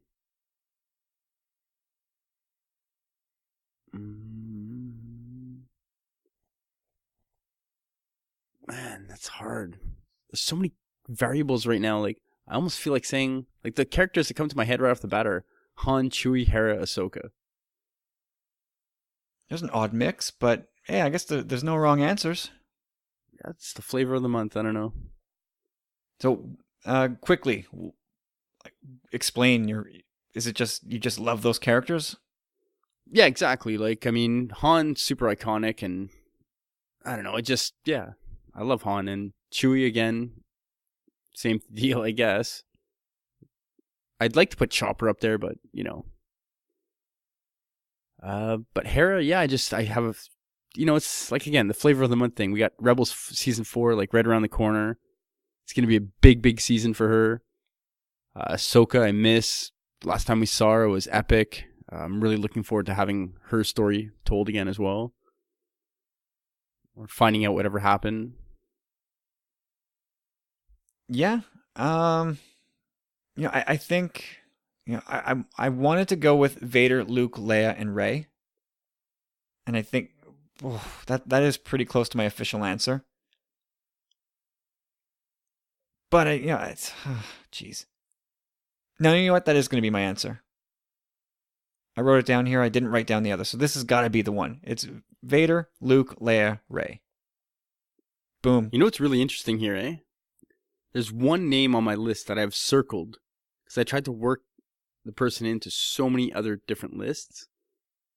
And I couldn't. I was like, we're here, no, huh? So who do you think that is? Kenobi? Kenobi. Yeah, it's yeah. Where does he go? Could you do like you can't quite do a Force Ghost one, could you? Qui-Gon, Yoda, nope. Kenobi, and well, I guess you could throw Anakin in there.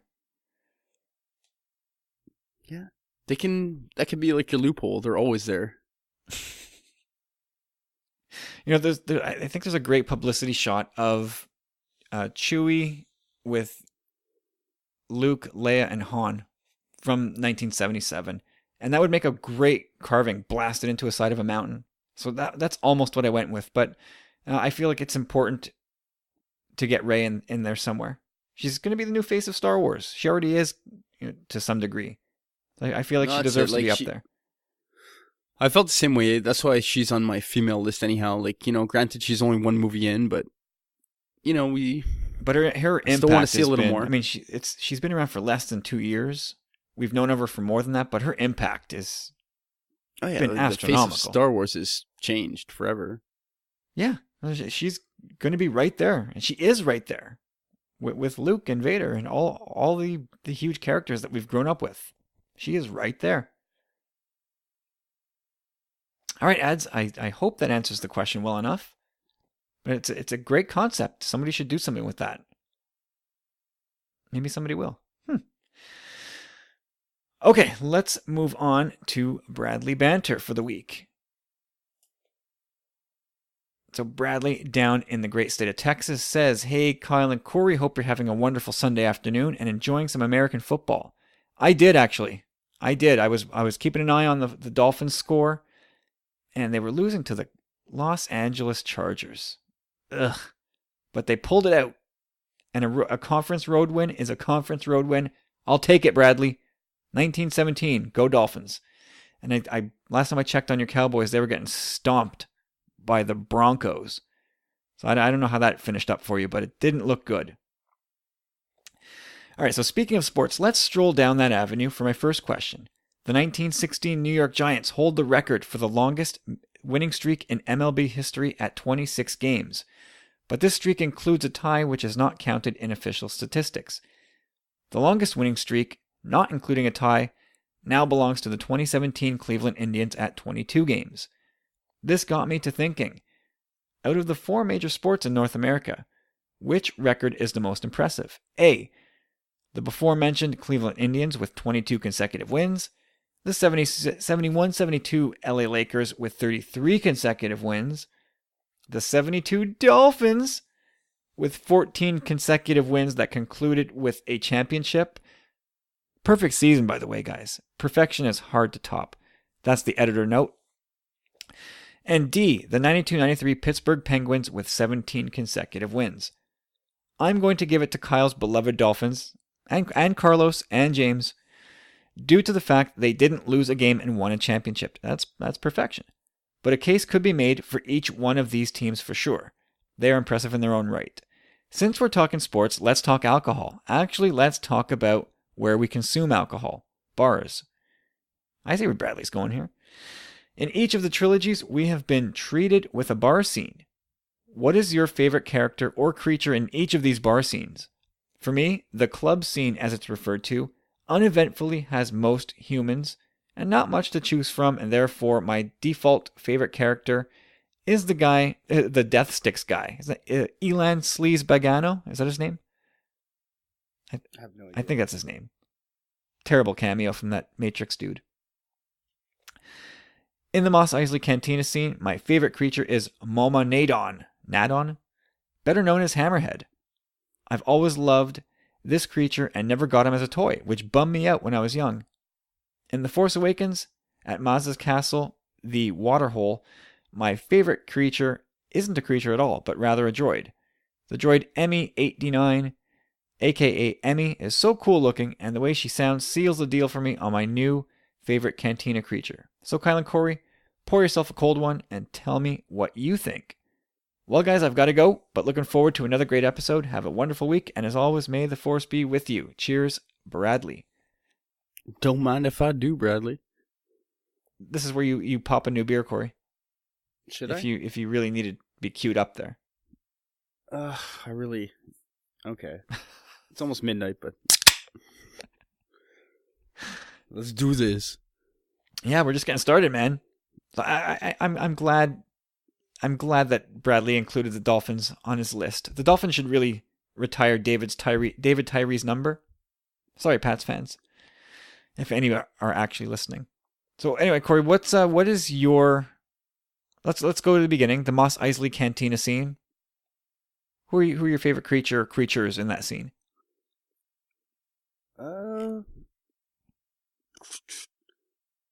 Come on, Cabe. Little Cabe Begging for his alcohol. Like, no, I'm joking though, but that is pretty funny when you see him. It is pretty funny. Remember that 2-set, that 2-pack? It was like a special set, Muftak and Cabe from the Power of the Force 2 line. That was just like, Yeah, wow. I do remember that. I do. I have that. It was just like, that was... Dude, I didn't even think of that, but that's so weird because Muftak is my second answer here.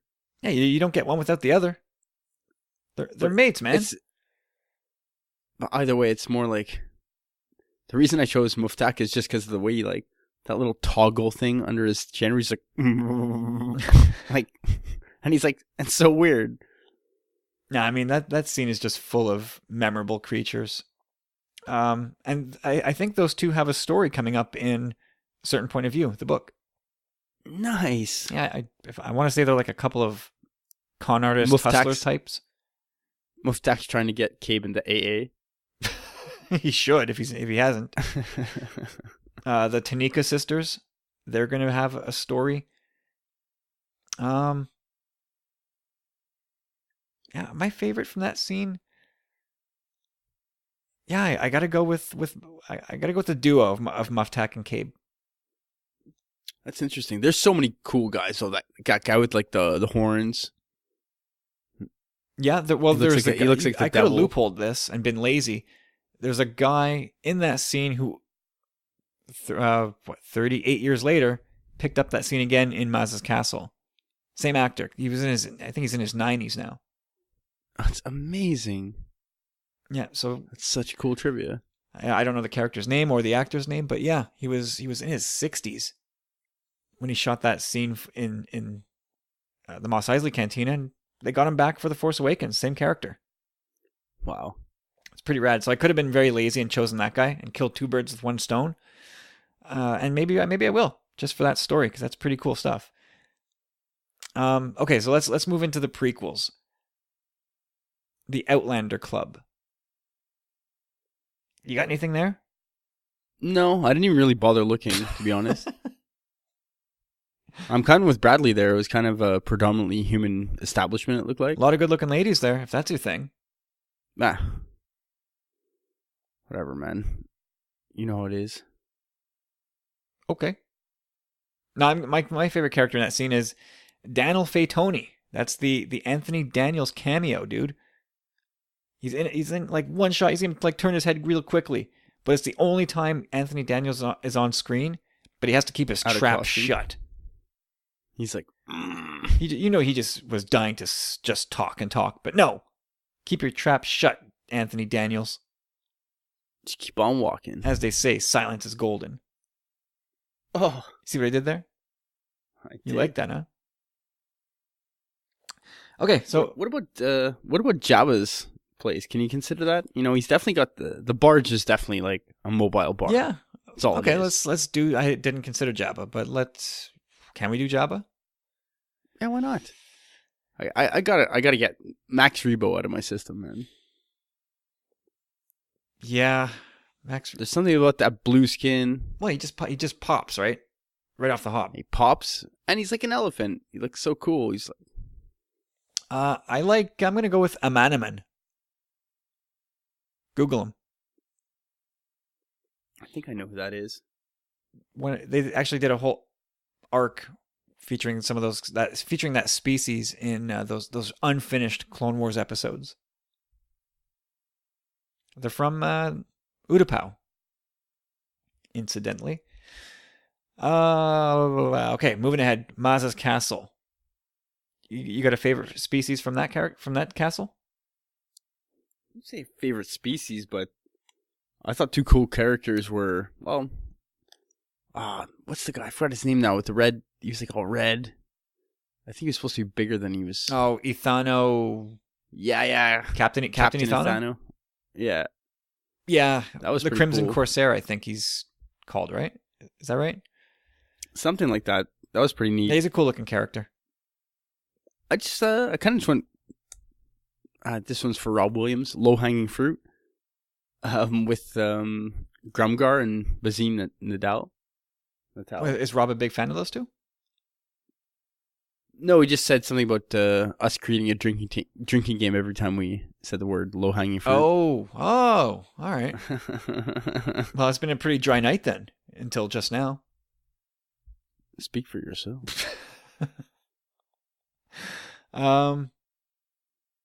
So my favorite from that scene is the Judah Friedlander cameo. I love 30 Rock, so I love seeing him in that scene, even if it's really quickly. I don't know if that character got a name, but that's who I'm going with. All right, are we done with some Bradley banter? Yeah, I'm good. There's so many other. Actually, you know what? Speaking of Rob Williams, Jabba's Palace. I don't know if I gave my choice, but there's a Gran in that scene who is just he's rip roaring drunk. You better believe he's drunk. And I think it's when Luke gets knocked into or dropped into the Rancor pit, he is going nuts. Like, Yeah, he's laughing his. he's fist pumping. That's so He's funny. laughing. He loves the fact that Luke's down there, and that For sure. he is absolutely shit faced. First hand entertainment there. That's like doesn't happen every day at Jabba's. Maybe it did. I mean, it happened the the way day you got a front row before seat. or earlier that same day with Ula. That's true. Okay, Bradley. I hope we answered your question. I don't know. I'm sorry. So many cool questions. So many cool characters in all those bars. It's really hard to decide. It is, and I don't know if they have character names. That's the thing. So I just have to like go by my descriptions. If you don't know who Judah Friedlander is, he plays. What was his character name on 30 Rock? Oh, I have no idea. Wait, you didn't watch 30 Rock? Not religiously. Oh God! Now I have to Google it. Now everybody has to wait while I Google it. And sadly, Bradley as well for the sports question. I guess I have to go with the Dolphins as well, just from most impressive standpoint, but most memorable for me would be the 92-93 Pittsburgh Penguins. Because it's the only one on the list you do remember. Pretty much. Same here. That was a powerhouse Penguins team. Holy shit. Jeffrey would attest to that. He's a huge Penguins fan. Yeah, Frank. Frank was Judith Friedlander's character's name. He wore those ironic baseball caps. And he had the big thick rim glasses all the time. He's a hilarious character. Wrong here. All right, Bradley, again, thank you, sir. Looking forward to next week's Bradley banter. And let's plow ahead here with Katie. It's the second time we hear from Katie tonight.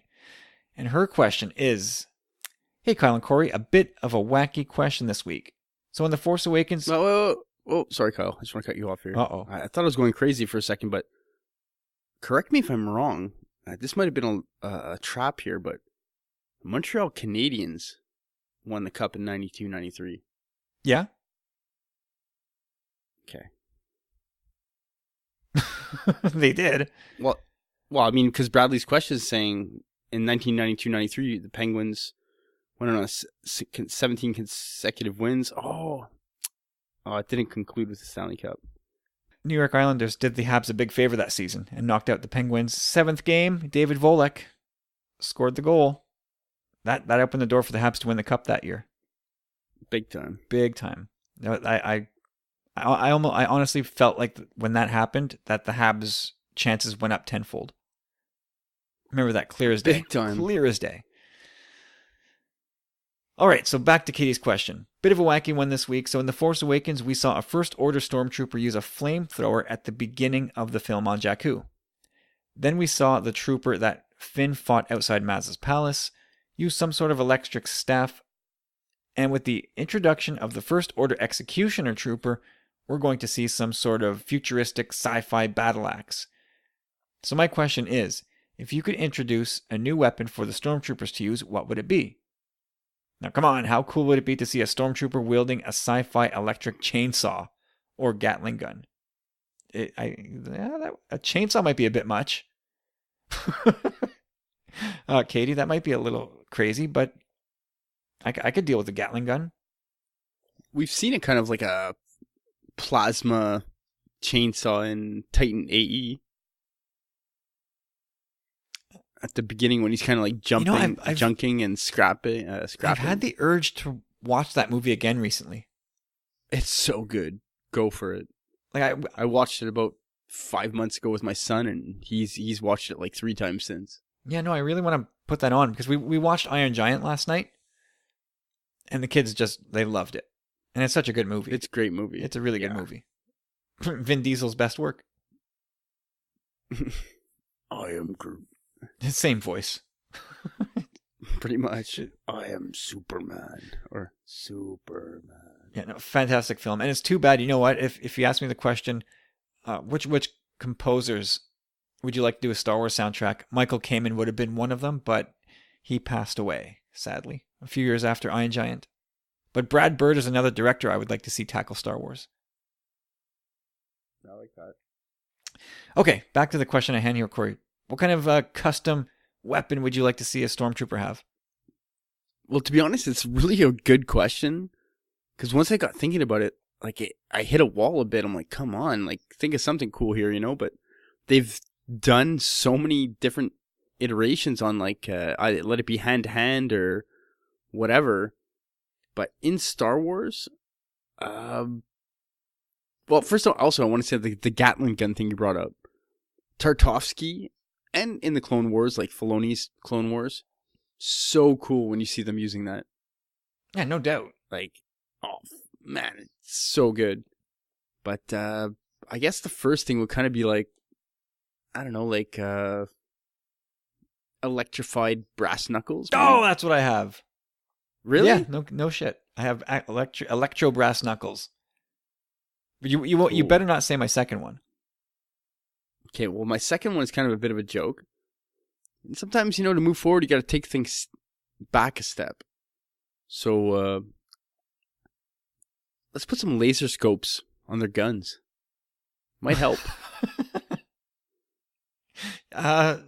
You would think that would help significantly. Okay, all right. That's yeah. All right, I'll let you have that. Yeah. So Electro Brass Knuckles, yeah, I put that on my list. Although those hand-to-hand combat stormtroopers, you don't see that a lot, right? It's rare. What about Electro Nunchucks?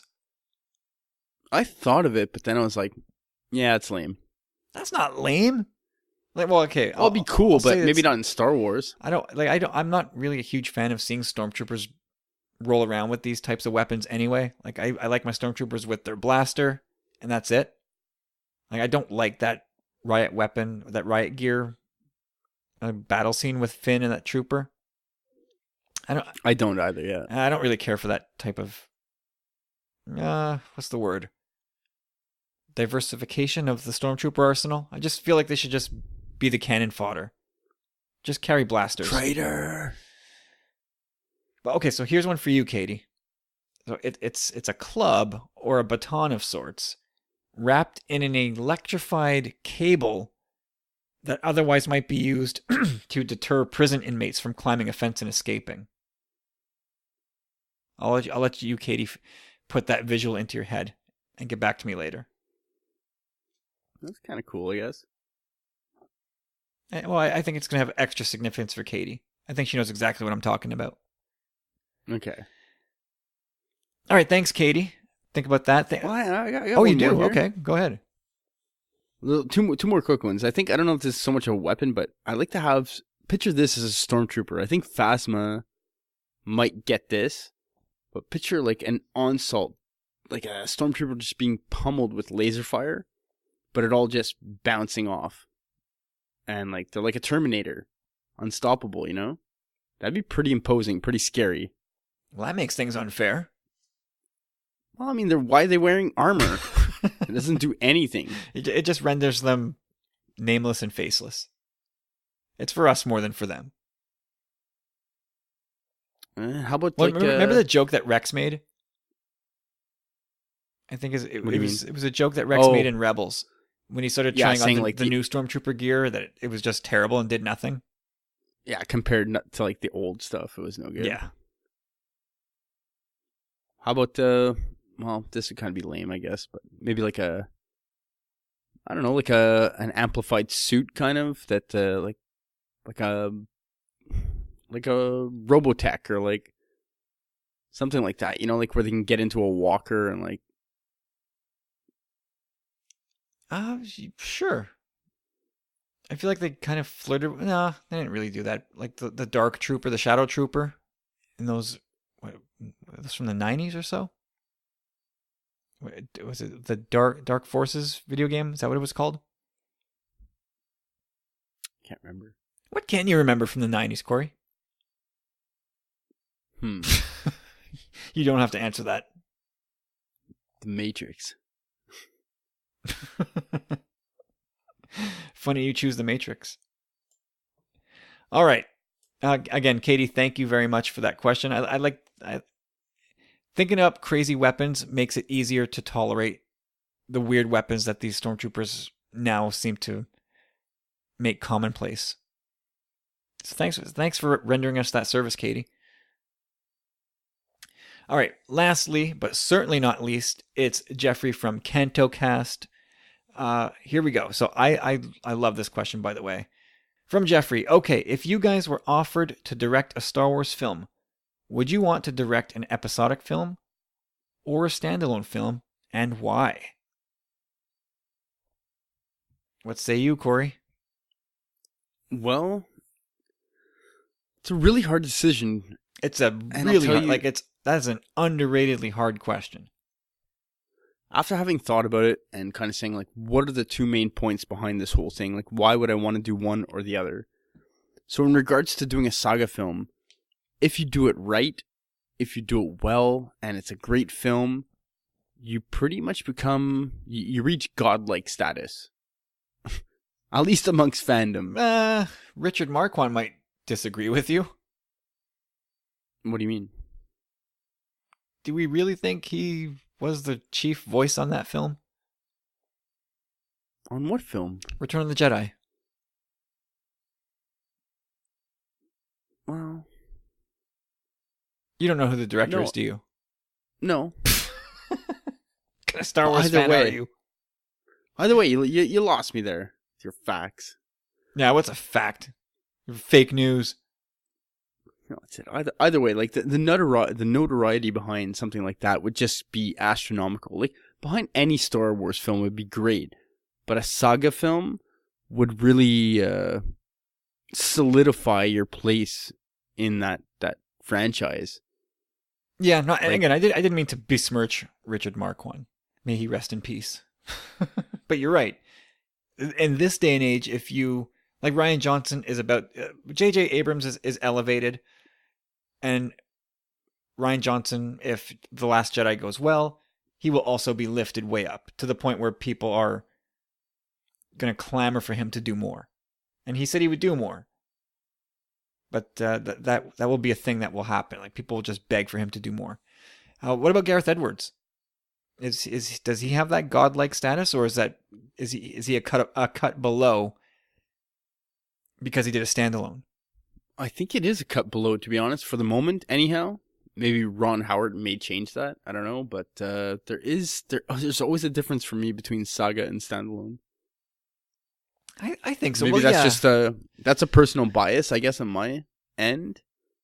Well, I guess I'll share the bias, I guess, because, yeah, doing a saga film at this point, I mean, there's only one standalone, so it's a bit unfair, but yeah, I can't see it changing, but to do a saga film, that's the Cadillac of Star Wars. That's the granddaddy. Exactly. That's where the prestige is, I think. It's the Park Place and Boardwalk of Star Wars movies. So, like, what's the cool thing of doing a saga film? A saga film or a standalone? The saga film, like an episodic. What's the cool thing about doing it? Yeah. Like, you get to dabble in everything, right? You get to do some Jedi, some Sith, the Force, the Empire, the Resistance, Rebellion. Like, all that stuff is open to you, and you probably play in all those different sandboxes. See, that's where I disagree with you. I think the standalone film provides you those opportunities, whereas the saga film, as we've seen so far, is kind of like, you know, if you're not on board, like I feel like you have. This is my main point for I would choose standalone just for the sole. I would think you have more creative freedom, but granted, again, lately we haven't seen that all too much in Lucasfilm. But I just think you have the more opportunity to create a story that's your own. Well, as yeah, opposed absolutely. to- Yeah, if you do an episodic movie, sure, you'll deal with, like I said, you'll probably deal with Jedi and Sith or whatever the Knights of Ren are. You'll deal in the Force, and you'll talk about some politics, and the First Order or the Empire will play into it, the Rebellion. You'll get into all of that stuff, but you're only going to tell a sliver of an overall story.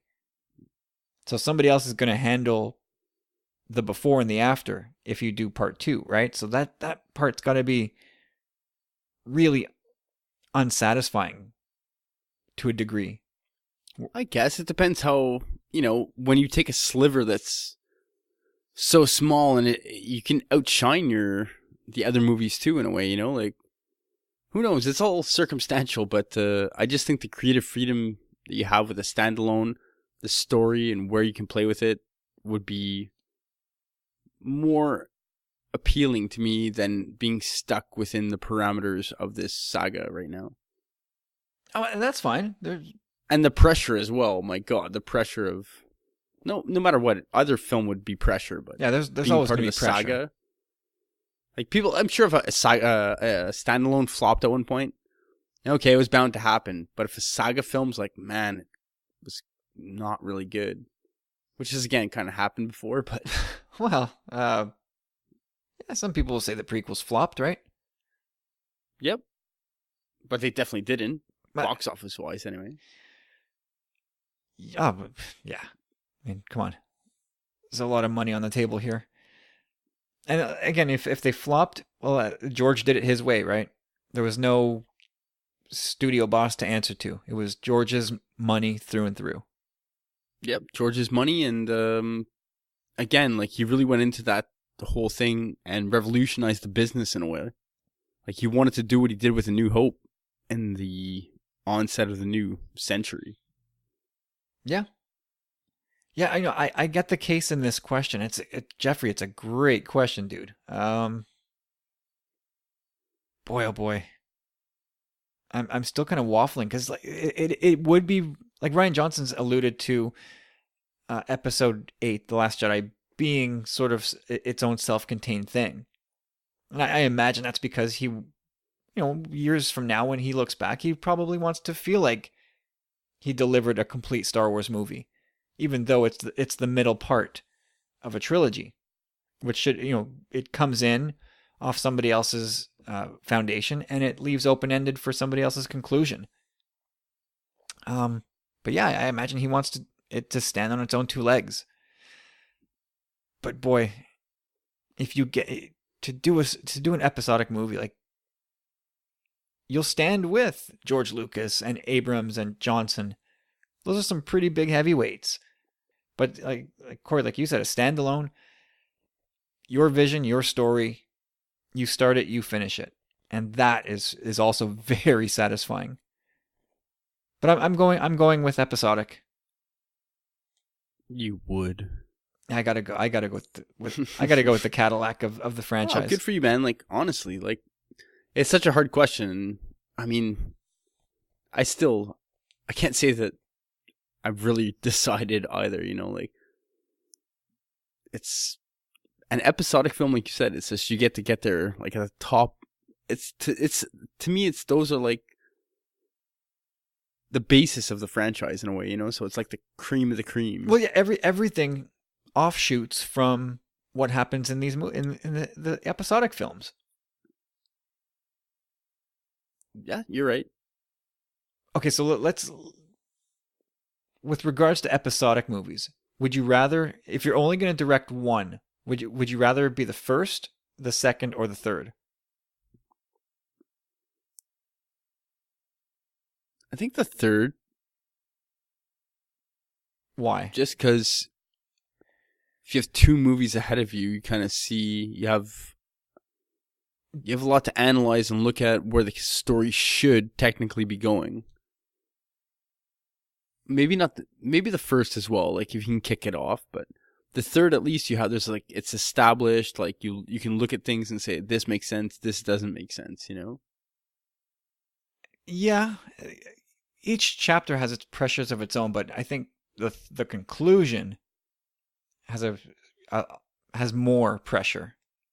Well, particular weight. Well, the first for sure, I say has the most pressure because it's got to take off as an entity and make sense and be successful.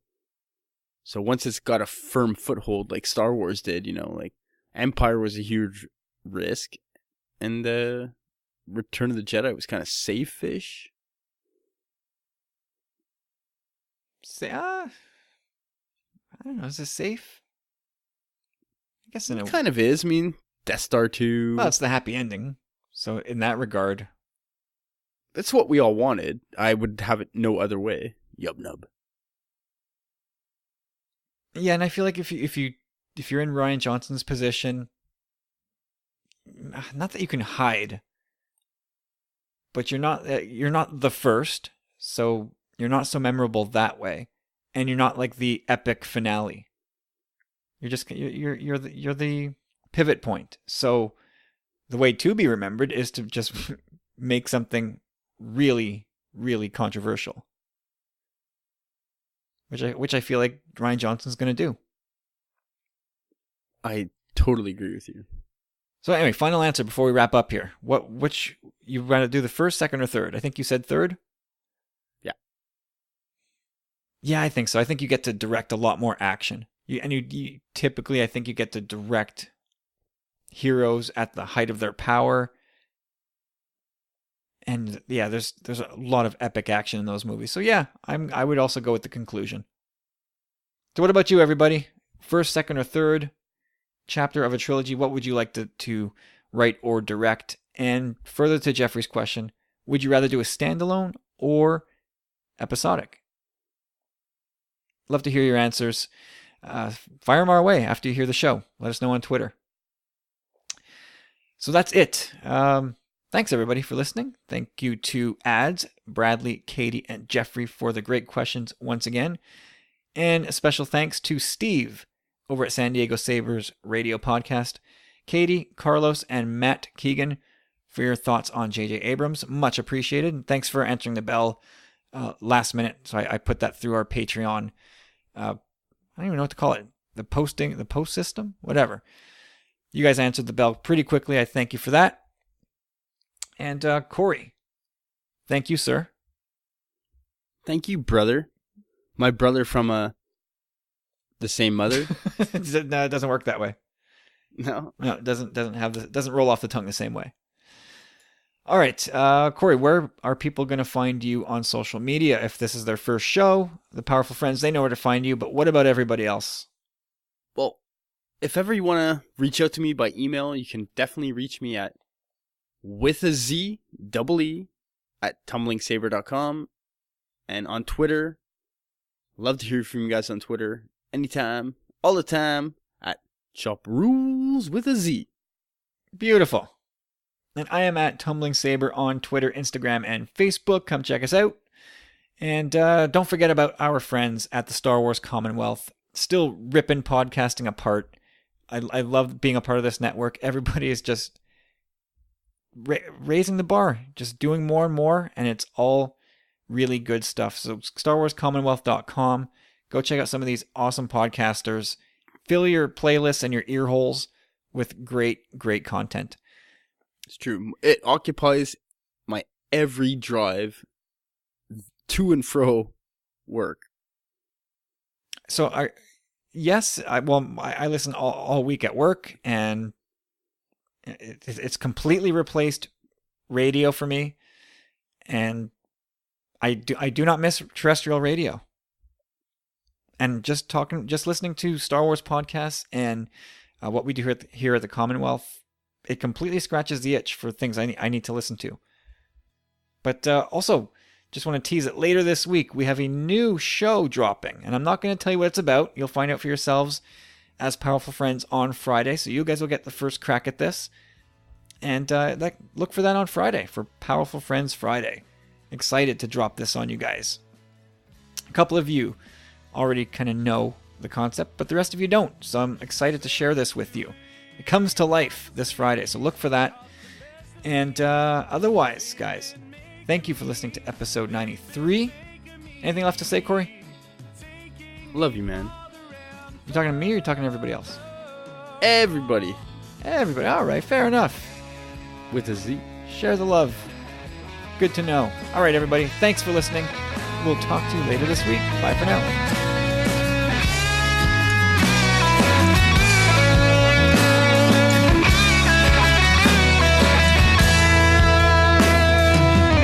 Self-redeeming qualities, have they hindered me?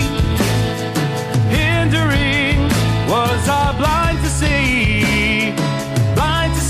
that you needed me? All of me, well, you were there for me. I will be there too, watching, listening, every moment, wanting all of you. And I believe I can save you, just don't let me go. And I can see I'll be waiting, always waiting, just don't let me go.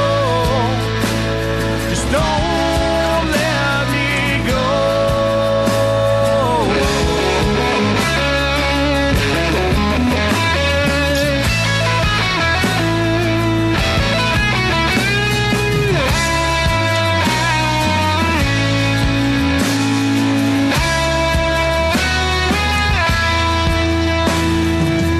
Time goes on and I'm questioning all the things I've seen, crazy things I've seen as I'm watching you.